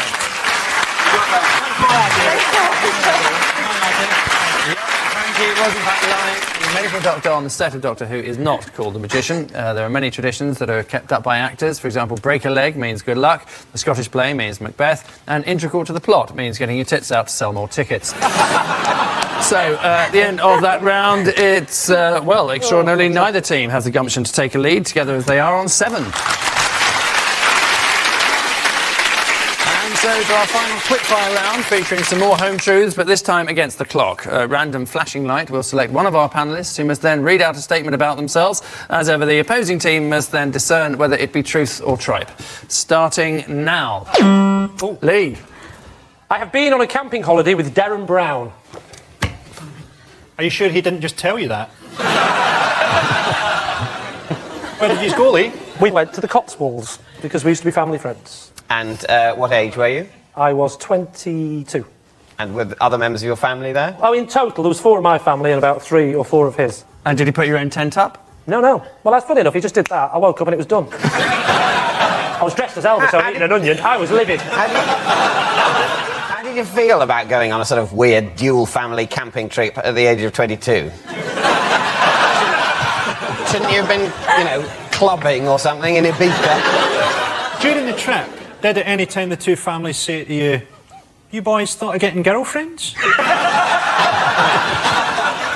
David, is Lee to be believed or is he not? I think it's the sort of weird thing that would happen. I think it's probably true. No, it's I don't know, it makes it my call. I hate that. It's all down to you. I don't think it's true. OK. Is it true or a lie, Lee? It's a lie. Yes. Next. David. Aged 5, I wrote to Play School to suggest how the BBC should resolve their union conflict. Can I just say, this needs no discussion. True. Yeah, what was the union conflict? Remember the clock in Play School? I do, yeah. And it had sort of things underneath it that would revolve. Yeah. And at some point, the things underneath stopped revolving. And apparently this was a result, my parents told me, of some sort of union dispute. Did you sign off, David, age 5? I don't really remember. I think I probably put my surname. I was a formal little thing. So what are your thoughts? Let's face it, if anyone here did write a letter at 5 to the BBC about unions, my money would be on him, so... I would say... True. Yes, true now. OK, they're saying truth. So is it the truth or a lie, David? It is true. It is, of course. Yes, it's actually true. David did write to Play School when he was 5 to suggest how the BBC should resolve their union conflict. He was the first 5-year-old to use the word scab when not referring to his knees. Next. Dom. Ooh. For 6 months, I worked as Trevor McDonald's driver. Well, how did you get into that? I was trying to get into the sort of world of news, and that was a way in. How did that go? It was very good. I was a producer at ITN for 3 years. Really? Till I changed my tack and started dressing as a squirrel. Being his driver was a stepping stone to being a producer? No, it was a stepping stone to getting into a corporation like ITN, which I did. Right. I can't see them going, oh, we need a new producer, we need to get a new angle on the whole Serbian conflict. Well, I've got a driver. Can I just say, I didn't go straight from being his driver to being a producer. There was a more sort of formal ladder once I'd got in. OK. David, what is your final thought about... What do you think? It seems to me he's probably telling the truth. It's probably the sort of creepy way you can get a job in show business. No, it's absolutely. Here I am again. I think it's a lie. You're saying it's a lie? Yeah. OK, Dom? It is. Divulge the truth. A lie. It's a lie.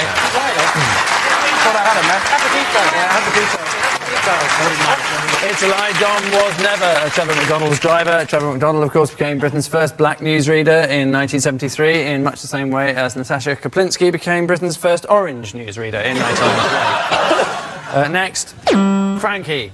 I am allergic to coins. What happened? Why are you allergic? They got copper in them. All British coins are made of cupro nickel. Yes. I'm allergic to copper. You must occasionally have to deal in money, so do you have special gloves, or what do you do? No, I just take them and it makes my hands a bit sore. What about silver, like 50p pieces? Are they copper? They're cupro nickel. What about gold Is that true? doublets? I'd be all right with that. So often I shop in the 14th century. Lee, what are you veering towards? I'm veering towards... There's a possibility that this is true, actually. Yeah, I'm veering towards that as well. You're cool. You're going false? Yeah. You're going true? Mm-hmm. I'm going to go for false. You saying it's a lie? It's true. You never go. It's absolutely goddamn it's true. Frankie was telling the truth. He is allergic to coins, so he's going to be doubly disappointed when he receives his payment for this show. Next, David. I fainted in the cinema during Kill Bill. Oh, yeah. What stage of the film did he faint at?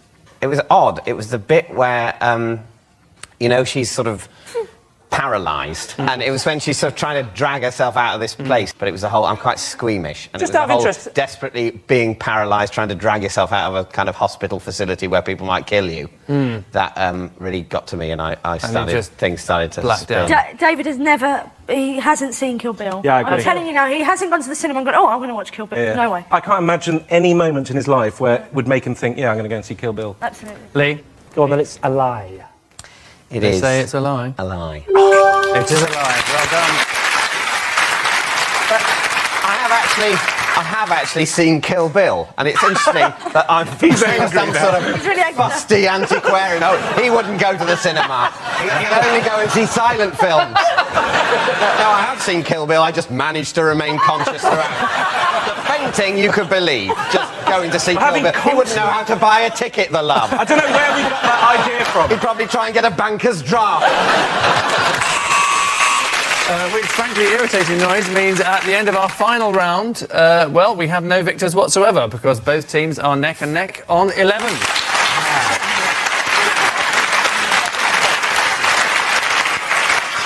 Join us next week for more Truth and Lies, and just remember, according to sociologists, lying is the #1 reason relationships fail. Lying on top of someone else usually being number 2.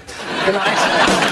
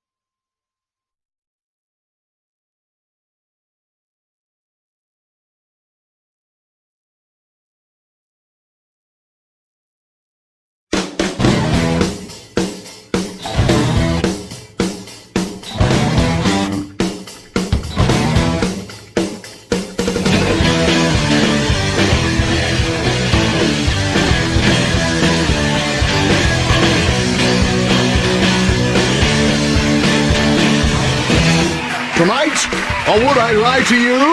He's got an ology. It's David Baddiel. That deserves an apology. It's Maureen Lipman. And their team captain, David Mitchell. And facing them tonight, I don't believe it. It's Jimmy Carr. Now that's out of the way. Here's Richard Wilson. And their team captain, Lee Mack. But first, imitate a gas leak and bring the house down for your host, Angus Deaton.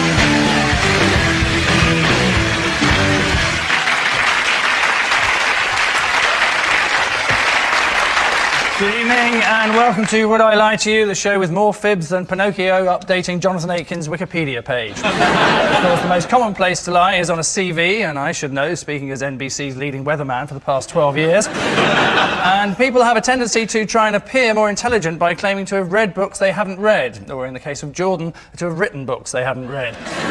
And so, after much thought, consideration and a power planning meeting, it was decided we should start with round one, Home Truths. Our panellists take it in turns to read the card in front of them. This may contain a true fact or a load of nonsense that we've just made up on their behalf. The other side then sift through the evidence, deduce the real truth, and generally try and look like they know what they're doing. Maureen is the first to stick her head above the parapet, so Maureen, if you would. Okay. Surprise us all.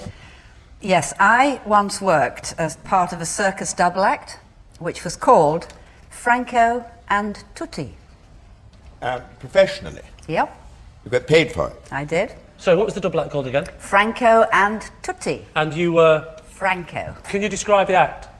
Yeah, I was the ringmaster and she pretended to be all numbers of animals. All numbers of All animals? numbers? Well, like what? Well, she pretended to be an elephant, she pretended to be a prancing horse. Right. Lee, this line, we're not trying to book the act, we're just trying to... How old were you? I was 14, she was 12. It was child labour. It was, when I said professional, we did it on stage, somewhere up north in the pantomime. Whereabouts up north? In Hull. You so said that as I'm the expert on the north. It's a place called Hull. This sounds like it might be true. Yeah. We won this thing to go on the panto. You won a competition to go to Hull? No. What was the second prize? So you weren't paid for it? Yes, we were. You were paid for it? Well, we were given food. Were you given like buns when you were an elephant? What's the name of the panto? The panto was just your traditional Cinderella pantomime. And how many And shows? Roy Not that traditional, because in the middle of it, a ringmaster came on, and a girl dressed as an elephant and then a donkey. The old traditional pantomime of Cinderella. In pantomime, Lee, they do mess around with the story a bit. They don't just... Yeah, they do, but not in traditional pantomime, they don't. Yes, they... In the story of Cinderella, there's no bloke dressed as a woman. You know, in the fairy tale, pantomime itself is already screwing around with the story. Are you having a little bit of a circus bit? It's just a bit of fun. I saw a panto. They had a laser light show. What do you think, Richard? I think she's changed her story. She said she was being paid for it initially. It was professional. But it was a professional but she might be show. telling the truth, but getting a bit confused. Yeah. It's true. It's Maureen Lipman. So what do you think, team captain? I'm saying it is a lie. Maureen, gospel or garbage? It is, in fact, a lie. It is a lie. Yep, it's a lie. Maureen was not part of a circus double act called Franco and Tutti. A recent report cleared circuses of being cruel to animals, but found them guilty of cruelty to audiences. Many feel that there's no need to pay £20 to see people falling over each other, throwing knives and wearing ridiculous amounts of makeup when you can just visit Basildon on a Friday night. So, Jimmy, your turn to shock us all. Oh, right, OK. There you go. I had an interview at MI5 to be a spy.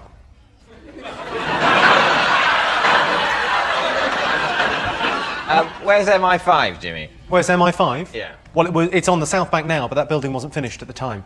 So it was a meeting in Millbank. What was it, like a planning meeting to join MI5? Like a planning? No, I wasn't going to build a new The fact headquarters. the building wasn't finished. We're thinking of setting up a big organisation of spies. Well, you know... Lots of guns and handcuffs and itching powder. We don't know how we're going to use that, but it's all fun. And we're building a huge, crazy building on the South Bank, which is actually MI6, but never mind.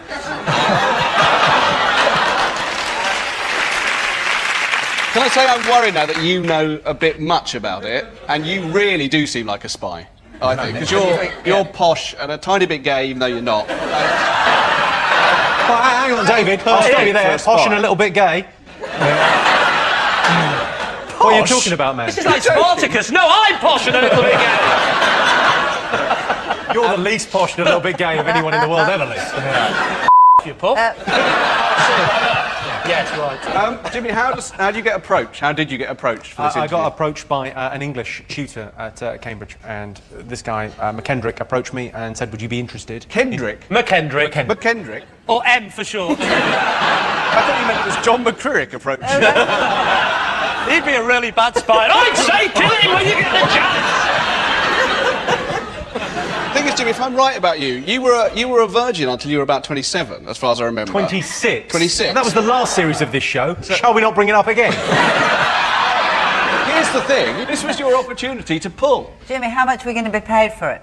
I don't think... You're going to get paid in sticky buns, Maureen. A sticky bun for every kill. Yeah. Would you have been sent abroad? Well, don't you start. I'm having enough trouble with them. You're not even in this. What are you talking about?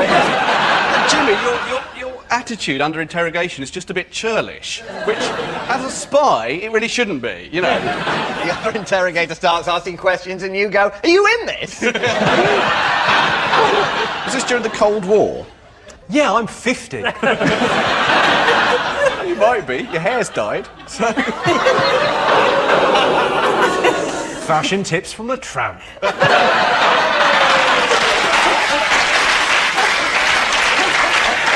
Now, girls. Was there a practical side to the interview? Did you have to... Yeah, I had to a girl in the speedboat.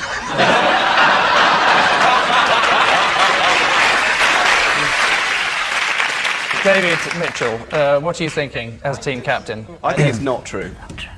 OK, I'm torn, but both of my teammates think it's not true. You're tending towards... We'll go with that's a lie. OK, they're saying it's a lie. Jimmy, is that the truth?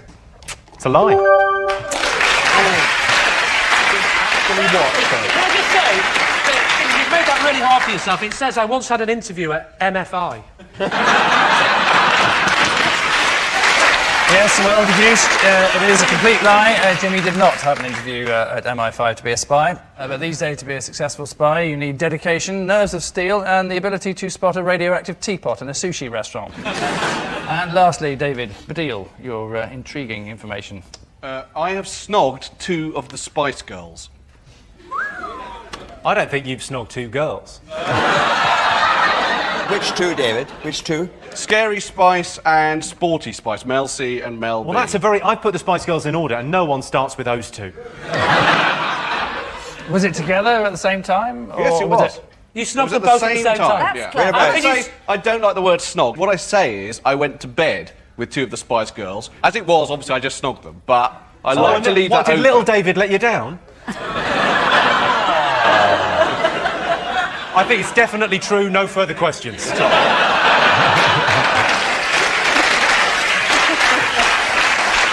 was a bit strange, actually, because, to be honest, I was only really interested in Melanie B, who I've been having... It was at the Four Seasons Hotel in Los Angeles, and I've been having a bit of a flirtation with her. Basically, I did end up with Melanie B in my room, and then Melanie C just kind of turned up.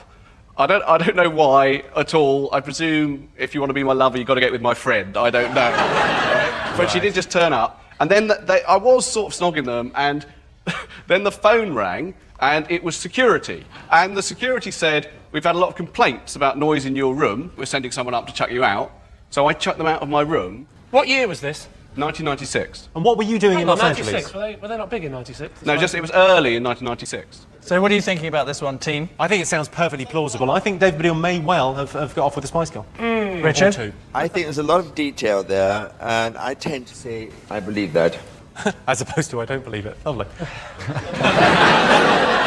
Oh, who wasn't thinking it? Team captain. I think, I'm not going to lie, I think you're both wrong. David is a famous person. If he'd have snogged both Mel B and Mel C, it's not the first time he's talked about it. I would have read that somewhere. I'm going to say that he's lying and overrule you. Okay. Well, get Richard to say it.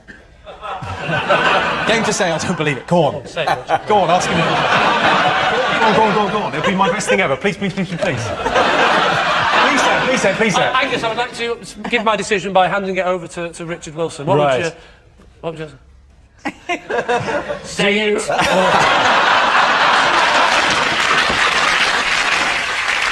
Well, I've got a catchphrase as well, which is, I think you're a lying scruff. OK. David, tell us all. It's true. You have snogged 2 of the Spice Girls. It is true, yes. In case you didn't catch it, David has snogged 2 of the Spice Girls. Just 3 more to go, and he gets to keep the set. This, of course, gives David a girl group hit rate of 40%. Impressive, but still slightly behind Lembit Opik, who's currently on 50. Our next round is Ring of Truth, which has been described as both simple and subtle. The people describing it as simple being correct. I dish out celebrity fact. Lee's team, guess if it's true. Nothing could be more entertaining. After this frighteningly genuine travel guide from NBC. Scotland is the place where the pipes skirl, the men wear kilts, and everybody drinks Scotch whiskey and talks with a funny accent. One of their traditions is fighting. Normally friendly, they can, when riled, fight and kill with anything from swords to sidearms. And the only thing certain is, they'll never bite you to death. Scots eat almost all the time, and they prefer something sweet, ice cream or candy or pastries, anything with a high sugar content.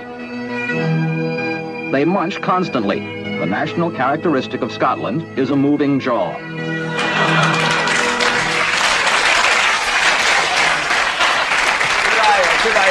Could I just say I take that as an insult on behalf of the Scottish nation. It's balderdash, and I want that man's name. This is your chance. Why don't you say...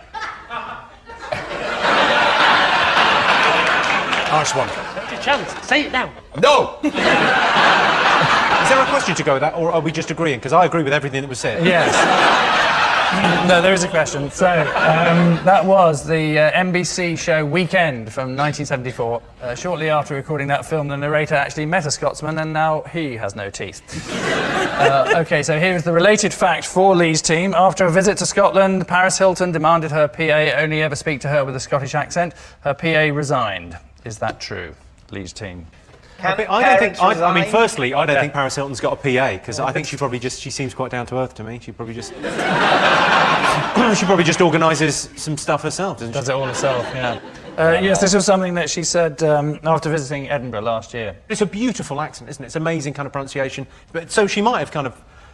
But she's a Why would she? How would she pick up And also, on wouldn't it, because I'm guessing that the purpose of it is to... Because she probably thinks, oh, I've been to Scotland, it sounds very cultural and interesting, I want my PA to speak like that. But that's only fine if you're not...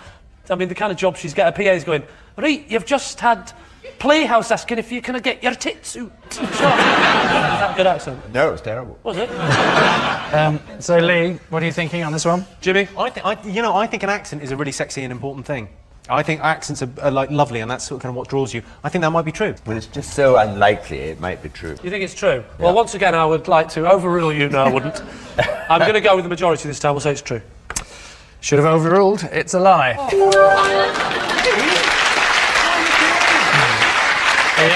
It's completely untrue. Paris Hilton's PA did not resign after being ordered to speak with a Scottish accent. Being Paris Hilton's PA would certainly be a demanding job, what with all the organising and holding the camcorder steady. Which means at the end of that round, it's David's team who are cock-a-hoop, charging ahead 3-1.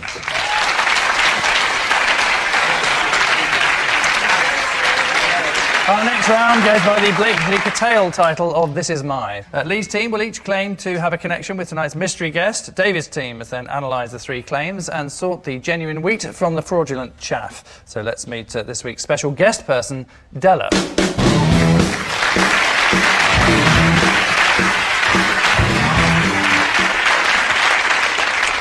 So, Richard, what is Della to you? This is Della, and Della and I danced on my dancer-size fitness video.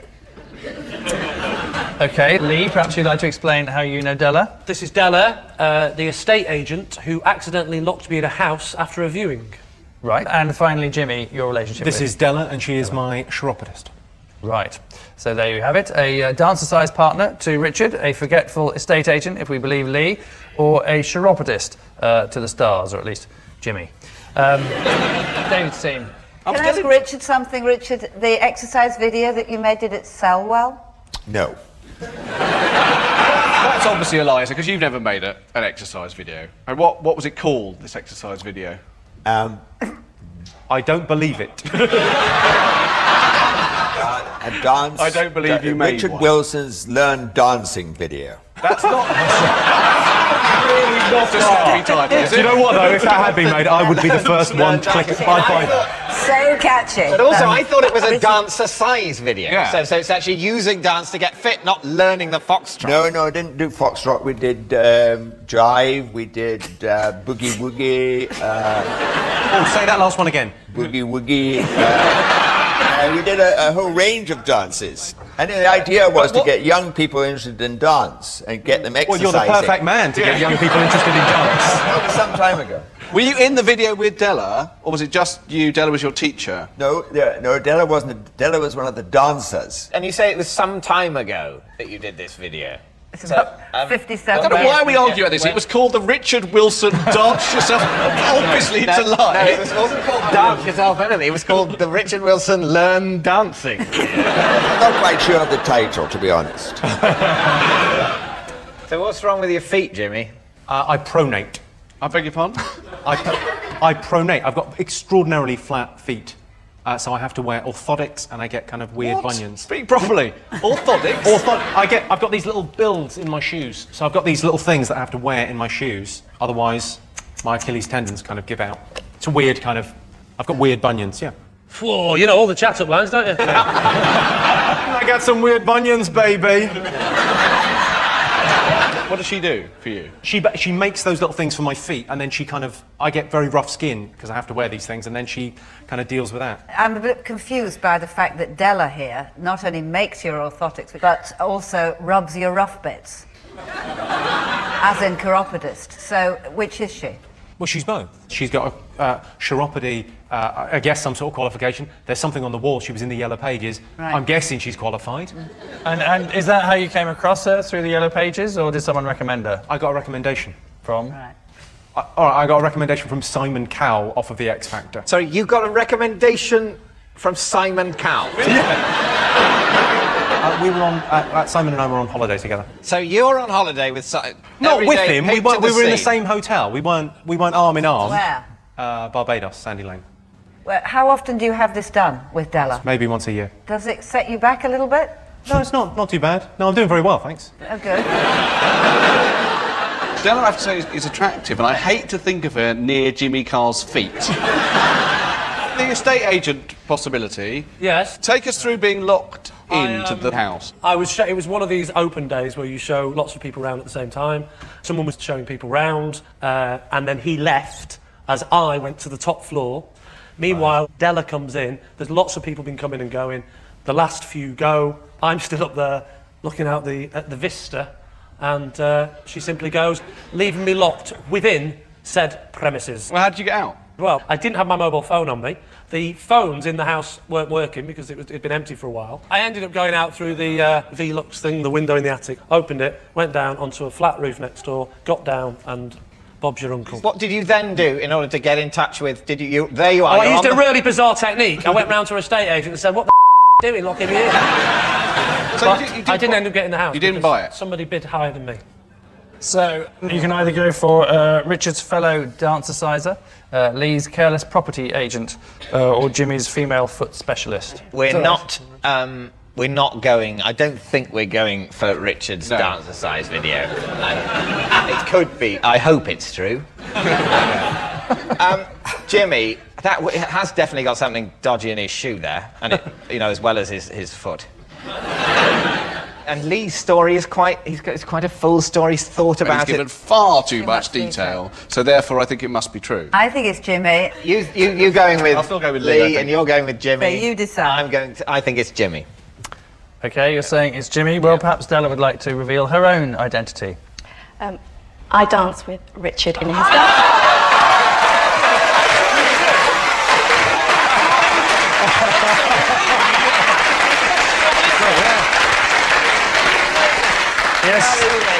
Yes, Della is indeed Richard's video dance partner, and proof, if proof were needed.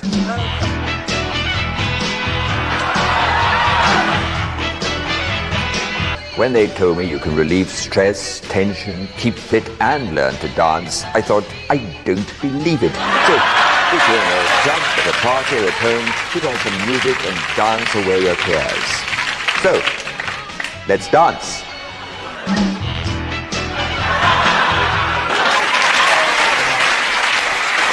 Congratulations to Della, and thank you very much for joining us.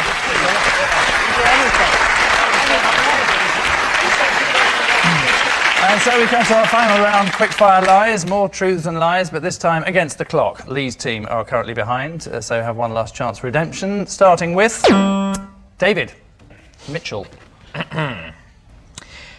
I used to buy my gran a chocolate orange every Christmas until I found 7 of them in a drawer at her house.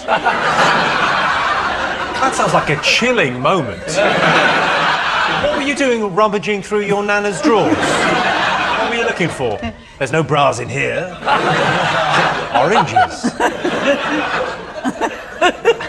I painted a horrible picture there, David. I can only apologise. I was fetching a packet of cigarettes for my grandfather. Wait a minute. Why does your granddad keep his cigarettes in your grandmother's drawer? It was... Pardon?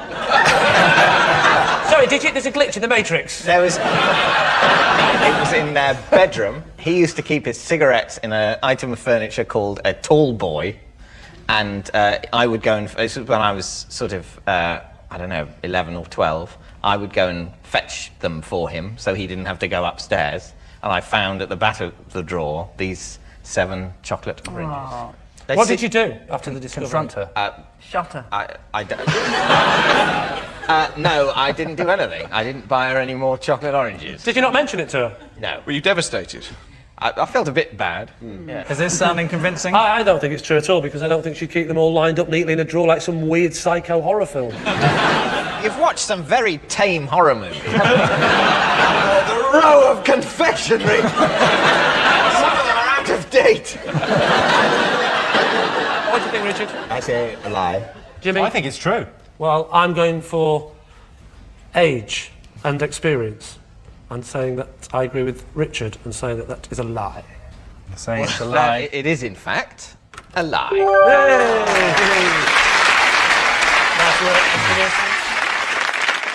Next, Lee. I have been attacked by a snake charmer and his snake. That seems unlikely, because a snake charmer doesn't need to attack you as well as his snake. If he's a snake charmer, he just goes and the snake attacks you. Why would he bother to attack you as well? Yeah, where did the encounter happen? It happened in Morocco. That was Morocco. so said. First country with snakes in it that comes to my head. It happened in Morocco, in North Africa. What kind of snake was this? Did it have a flat-headed cobra or a... Well, I don't remember the name of the snake. Not the name. I don't want to know if it's called Betty or something. It's not that I don't remember it. I can picture it clearly now. Describe the snake. Right, no legs. It seemed to be all tail. Yeah. Colour? What colour? I don't remember. It was a sort of greeny colour. Greeny colour Green, snake. a grass snake. The magnificent grass snake. Over a foot in length. Yeah, fearsome reptile has ever been seen on the dusty streets of Morocco. Yeah, so what happened was a man ran at us with a snake, starts hitting us with this snake like that, and we all turn to each other and go, oh, what kind of snake is that? When were you in Morocco? What's going on? We went to Morocco, 1989. Who's we? You and... We, us 3. Oh, 3. It's me and 3 friends. There's no point saying who, you won't know who they are. Why did the snake attack you? Because we were taking photographs. You know, I don't need to know, you know what a photograph is. Richard, we were taking a photograph, right? And, He didn't like you taking a photograph? He didn't like us taking the photograph. He didn't like the fact that we hadn't then volunteered some money for that. And subsequently chased us. Well, this is obviously not true. Why? I think it's true. I do think it's not true. I think I think we're going to go with lie. Lee, tell us the truth. It is, in fact, true.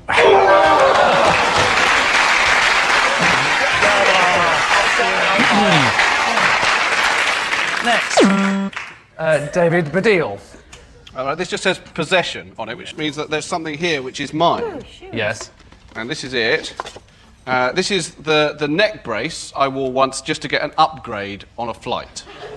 Was there anything the matter with your neck at the time? No.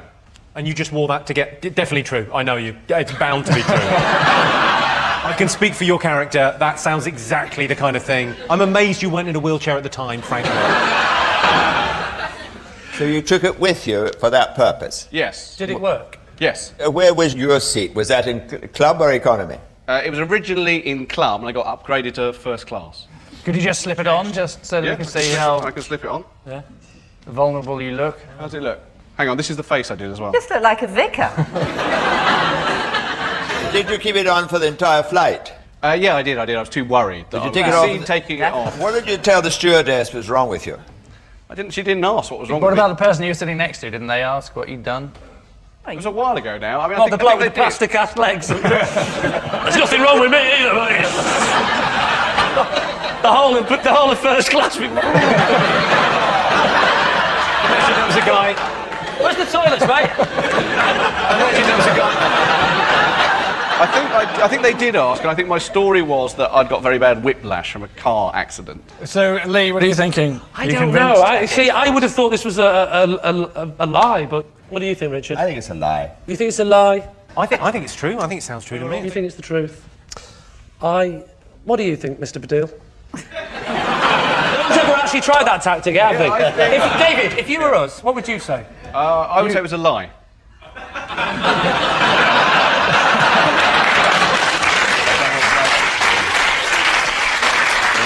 Does that help at all, Lee? It's definitely true. He couldn't have thought of a double Because that obviously means... I think it's a lie. It is a lie. Well done, Mr.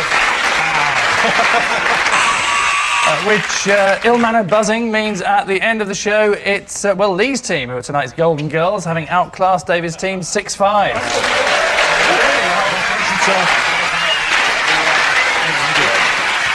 And we leave you with news that according to research scientists, if a person's eyes move to the left, they're retrieving factual information. If they move to the right, then they're lying. If they move to the left, then the right, then the left, then right, left, the chances are they're watching tennis. Good night.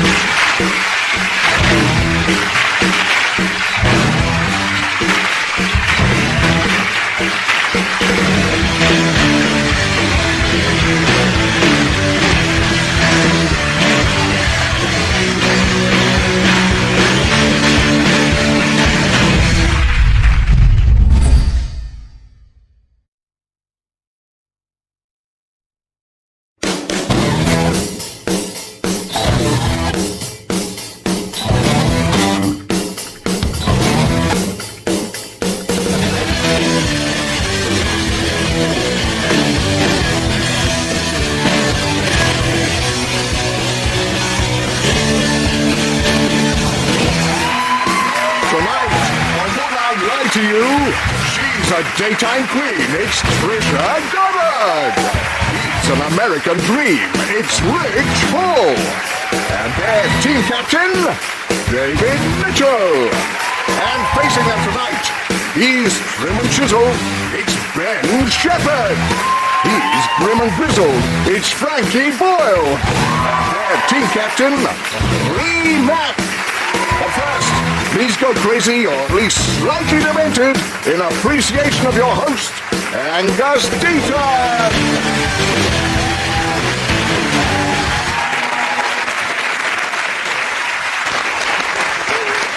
Good evening and welcome to Would I Lie to You, the show where lying is not just tolerated but actively encouraged. There are occasions in life when we have to lie, whether we like it or not. After all, we're never going to be able to park that close to Tesco's unless we at least fake a limp. And there is a medical condition in which people can't help but lie. It's called being a Sun journalist. And according to psychologists, you can generally spot liars by the fact they use very few hand or arm gestures, which is why you should never trust any cast member of Riverdance. Which brings us to round one, Home Truths, in which our panellists tonight take it in turns to read out a statement about themselves, and the other side take it in turns to look intelligent and work out if it's true or not. As yet, the panellists don't know whether what's written on the card is a true statement or an outrageous lie, so speed of thought, or at least avoidance of wide-eyed panic, is preferable. Tricia is first into the fray, so Tricia, your confession, if you would. I'm currently beating Jeremy Kyle 5-3 at Internet Scrabble. Right. Lee, your thoughts? How did this come about? On the internet. How did you meet Jeremy Carr? Not intentionally. Did you meet him when you were out trying to round up guests for both your shows? Just firing tranquiliser darts into farm foods? He was trying to avoid doing a lie detector show. Would either of your audiences know what a lie detector was? Surely you're just hooking chavs up to toasters.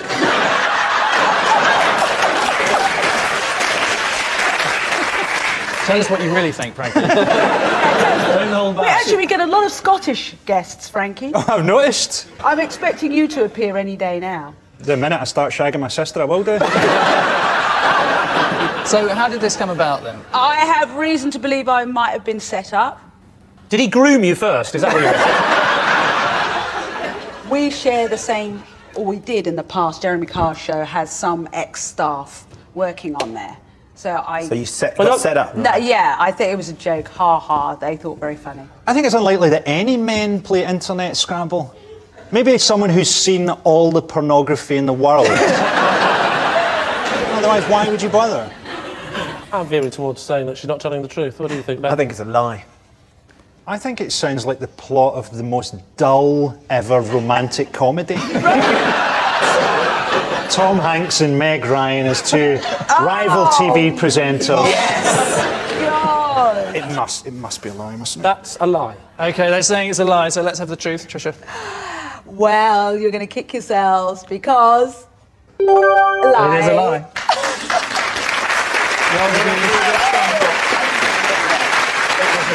Yes, they are. It is a lie. Tricia is not currently beating Jeremy Carr 5-3 at Internet Scrabble. If she had that much time on her hands, she would be a member of her own audience. Of course, some people think of Jeremy Carr as just being a bully, but it's easy to forget that he's also a twat.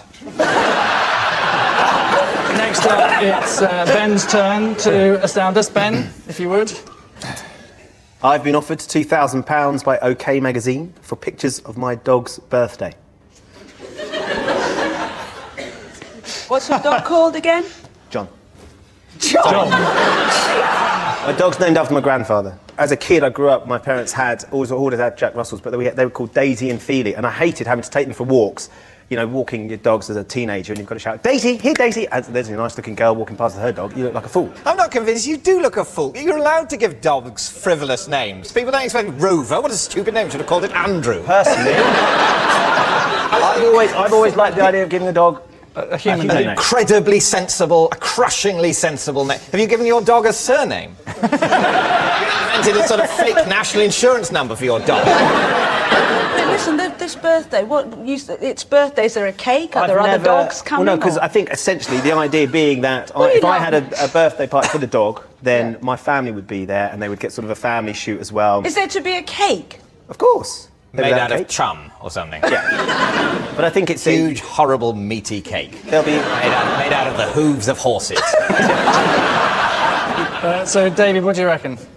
Do you know, it's one of those, like, it could be true or not, couldn't it? I can believe £2,000 is not a lot of money.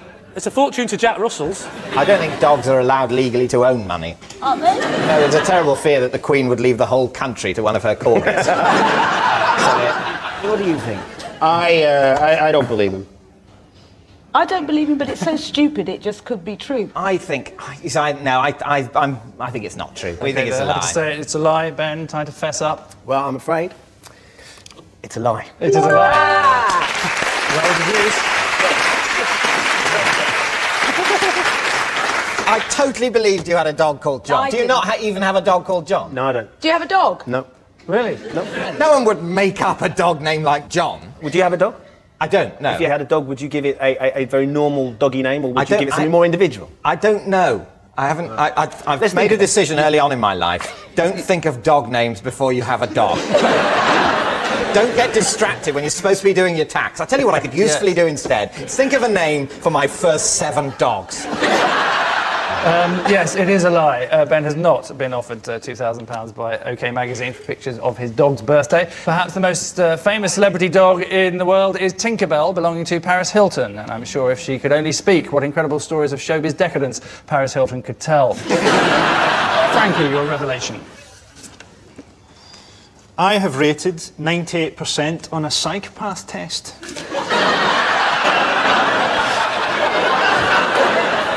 I don't think this even needs to be No, discussed. we don't need to discuss. What is a psychopath test, just out of interest? Don't answer him, just stab him.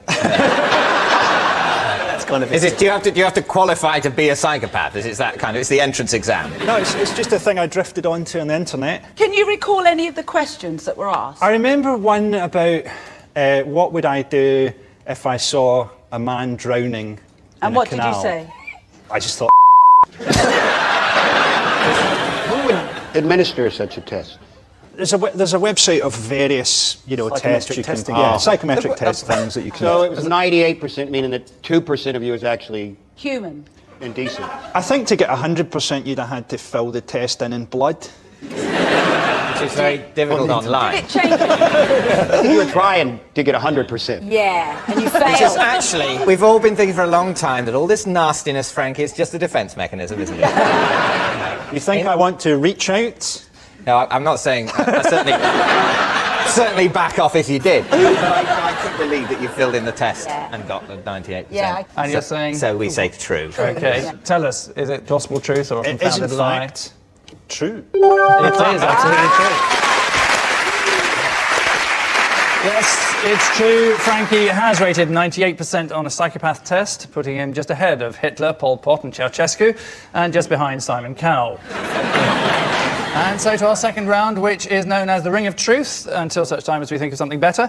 Some tidbits of celebrity trivia for our panellists. All they have to do is decide whether it's nothing but the truth or nothing like the truth. Lee's team are up first with a question cunningly linked to this BBC News item.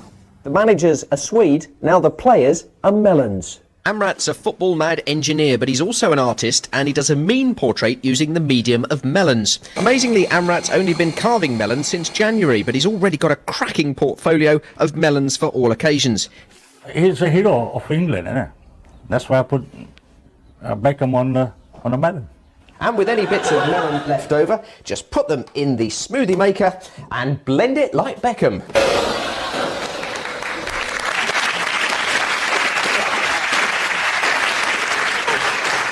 So the related fact for Lee's team is this. David Beckham recites the alphabet backwards before every match. It is doubtful that he'd be able to do that. He can't find his mouth in that picture, can he?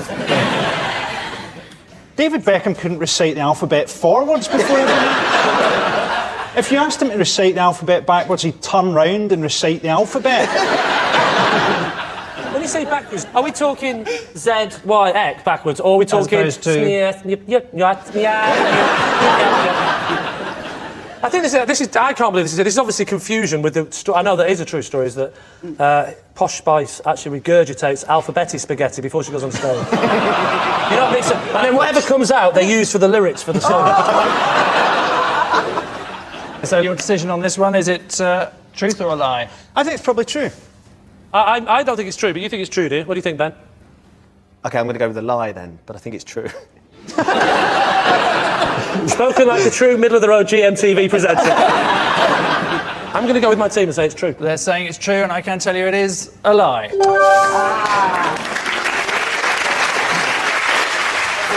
Sadly, David Beckham does not recite the alphabet backwards before every match, although he did begin to recite the alphabet forwards once, which is why we didn't see him play for a year and a half. So, to David's team, who have this to ponder. And your name is? Simon Curtis. Your occupation? Administrator. And your chosen subject? It's the films of Jim Carrey.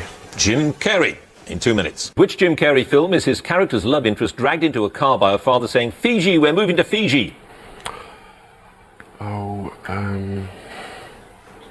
Pass. The Grinch lives on which mountain overlooking the town of Whoville with only his dog Max for company, and How the Grinch Stole Christmas? Pass. In Ace Ventura, Pet Detective, what's the name of the mental hospital at which Ace gets himself admitted in a search for clues for Snowflake, the missing mascot of the Miami Dolphins? Don't know. Pass. In Finding Dick and Jane, to which position is Dick promoted in Globodyne, the company which is a direct parody of Enron? CEO. Vice President of Communication, for which 99 1996 film did Jim Carrey sign a $20 million contract, which was a record amount for a comedy actor at the time? The Cable Guy. Correct. What does Stanley Ipkiss transform into after being a matador in the scene in the Coco Bongo Club when he's shot at while wearing the mask?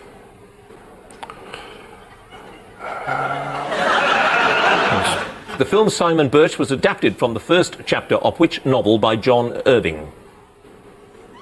Don't know. Pass. And I'll tell you, it's A Prayer for Owen Meany. 8 passes, Simon Curtis, only 1 point.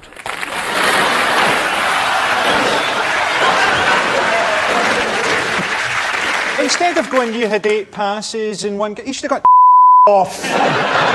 You've wasted our time here. The best bit was when he did the general knowledge round and he actually got them all right, apart from that one bloody Jim Carrey.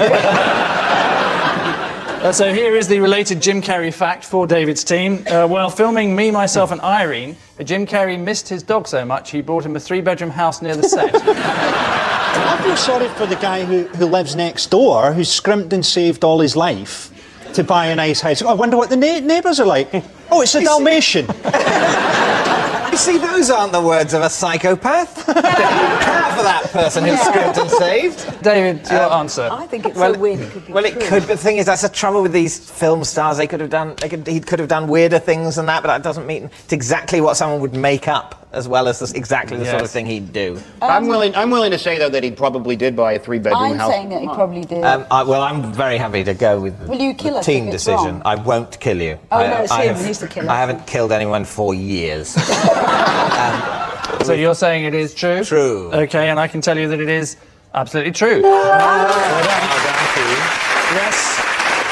Jim Carrey did buy his dog a 3-bedroom house near the set of his film Me, Myself and Irene, though the dog is now looking to sell up. So he's painting the walls a neutral colour, baking fresh bread and has stopped shitting on the floor. So at the end of that round, a quick check on the score shows that it's David's team who are stepping on the gas, cruising into a lead of 3-2.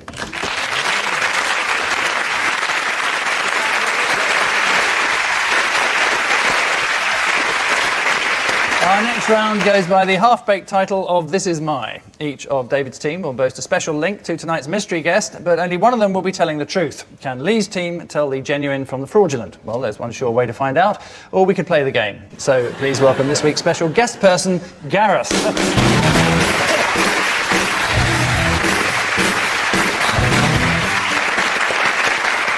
So, Tricia, what's Gareth to you? This is Gareth, and he came on my show to cure his fear of Scotch eggs. Yeah, right. Okay. Rich, perhaps you'd like to explain how you know Gareth? This is Gareth, and he pimped my ride and turned my car into the ultimate fishing mobile. And finally, David, what's your relationship with Gareth? This is Gareth, and he freed me from a roller coaster when the car got stuck. Oh, please let that one be true. Please. So there you are. Tricia's phobic guest, a car pimper, according to Rich, or a theme park rescuer, if we believe David. Lee's team, where do you want to start? Oh, definitely Tricia. I've seen your show. You don't have people that come on because they're scared. You might have come on because you had sex with a Scotch egg.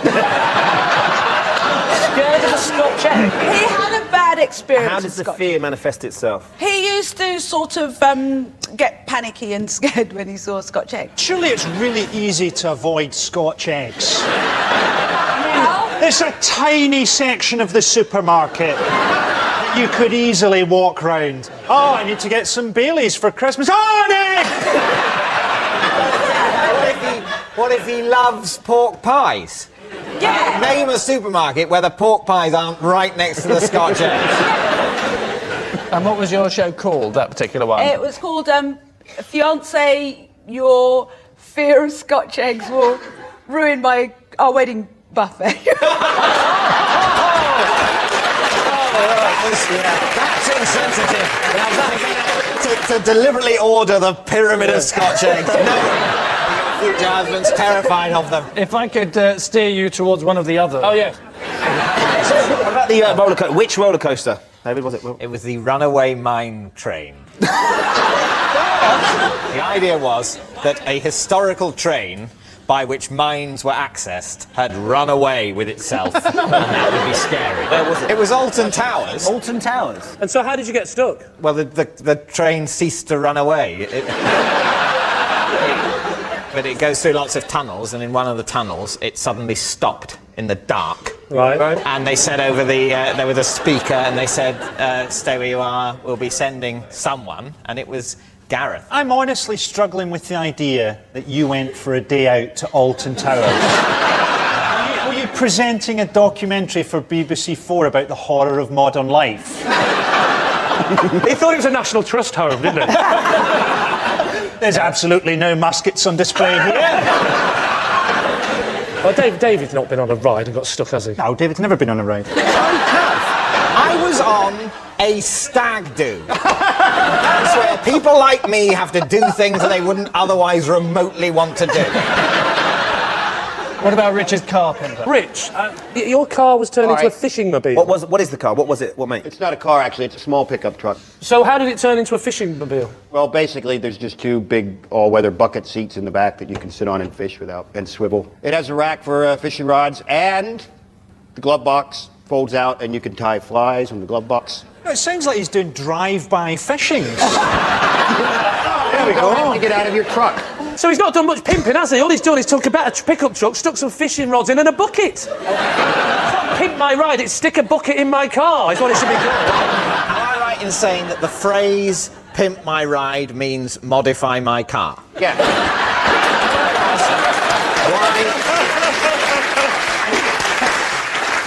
You can either go for the Scotch egg fearing guest on Trisha's show, Rich's personal car customiser, or David's roller coaster saviour. Well, look, right. Tricia's thing is just madness, right? If David had to go on a stag party, he'd insist that it all got changed and they went to Venice. The only thing that makes me think David might be telling the truth is that Gareth fella there has got the look in his eyes of a man who has at some point in his life spinned a waltzer and tried to chat up a 14-year-old girl. At the same time. I don't think it can be Scotch Egg Boy, because he wouldn't want to come on national television again to reveal he was scared of Scotch Egg. So Lee, please, a decision. I don't know why, but I think it's Trisha's telling the truth. No. I do, honestly. Wow. What do you think, Ben? What are you going for? I think it's David, but... I think it's Rich. And I think it's Trisha. So, simple decision. I'm going to go for Trisha. Lee is saying it's Trisha. Gareth, perhaps you'd like to reveal who you really are. I went on Trisha to cure my fear of Scotch eggs.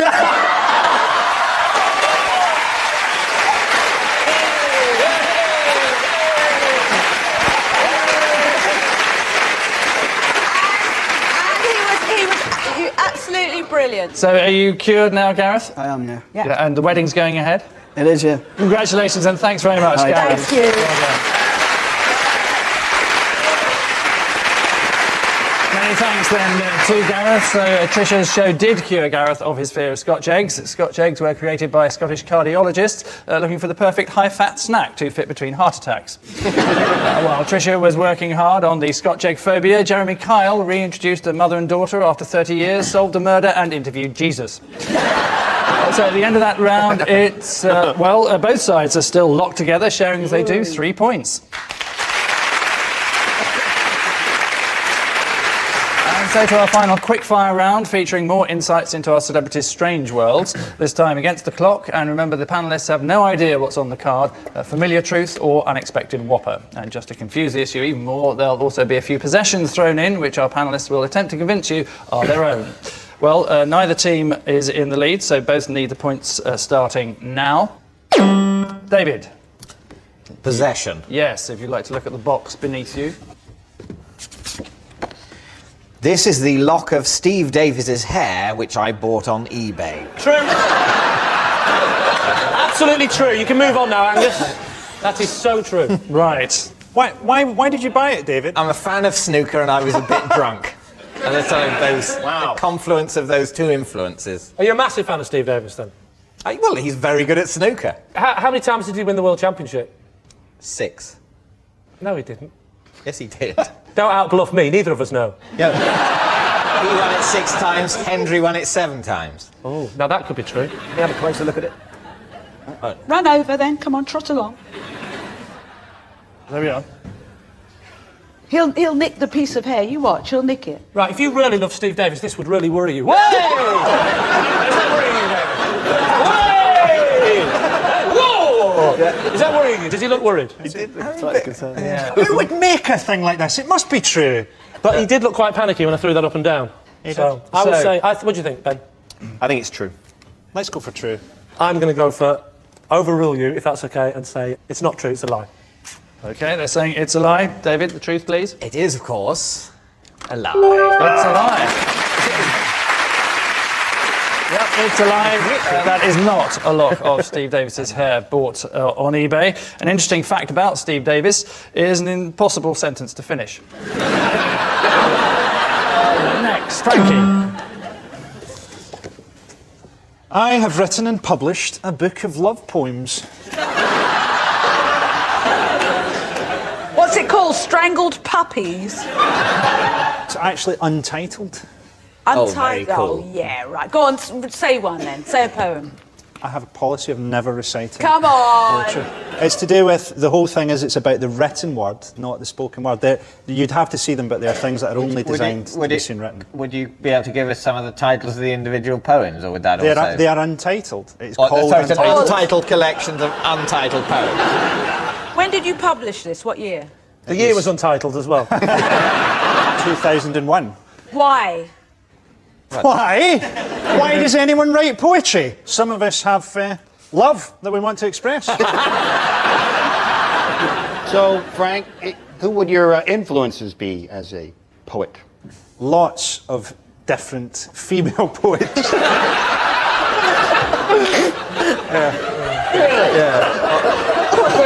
What would the name of one of these female poets be? An influential one. Yeah, and when did she live? What style of poetry did you use? I used an aggressive haiku form. Nice work. Either it's the most exceptional double bluff, or it's a lie he literally didn't have the energy to go through with. All right. Frankie, tell us the truth. It's in fact. It is a lie.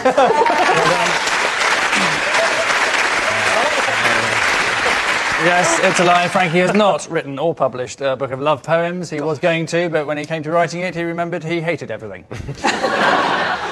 Next, Lee. Possession. Right, if you'd like to look in your box. This is the coconut that nearly killed me.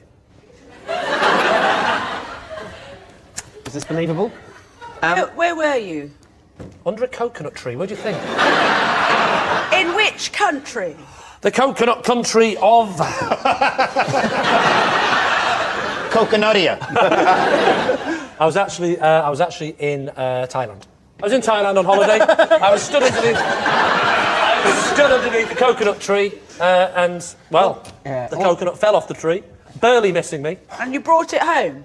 Yeah. I'm suspicious because you're not allowed to bring fruit and vegetables from foreign countries into... Well, you've made the classic mistake, haven't you, Tricia? Because a coconut isn't a fruit or a vegetable. It is, in fact, a seed.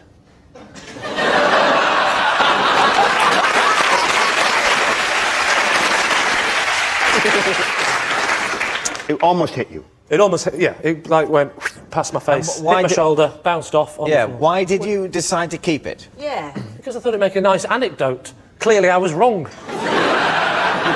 The moment of shoulder pain. The Yes. moment when your shoulder has been bruised, possibly shattered by the coconut. Yeah. You think, I must keep that for anecdotal reasons. I don't want to be rude, but this is a coconut. It fell off a tree, hit me on the shoulder, but obviously if it had hit me on the head in the right place, I might have died. It's not as interesting a story as perhaps you think. I might actually elicit the response, if only it had. I will throw this coconut at your head now, right? And I will. No, hang on, I will. I will, David. No, Stop that's talking not then. part Stop of it. talking. I will throw this coconut at your head and hit you on the shoulder really hard. No, and I thanks. guarantee, be quite but if interesting they- now. if they- Don't push me, David! Do not push me!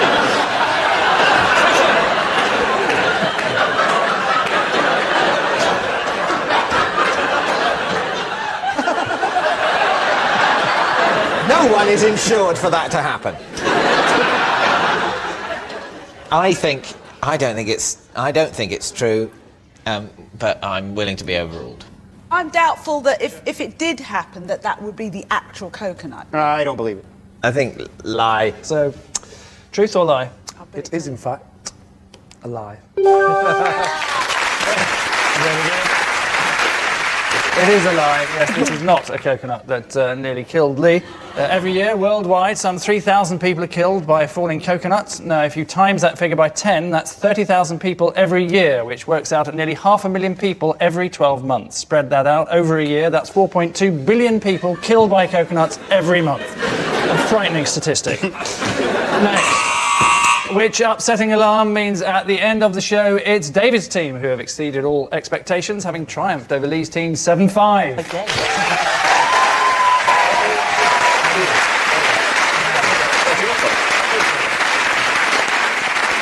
We leave you with a reminder that, according to George Eliot, falsehood is easy, truth so difficult. But then again, what right has a woman who pretended to be a bloke just to flog a few poxy books got to tell us what's right and what's wrong? Good night.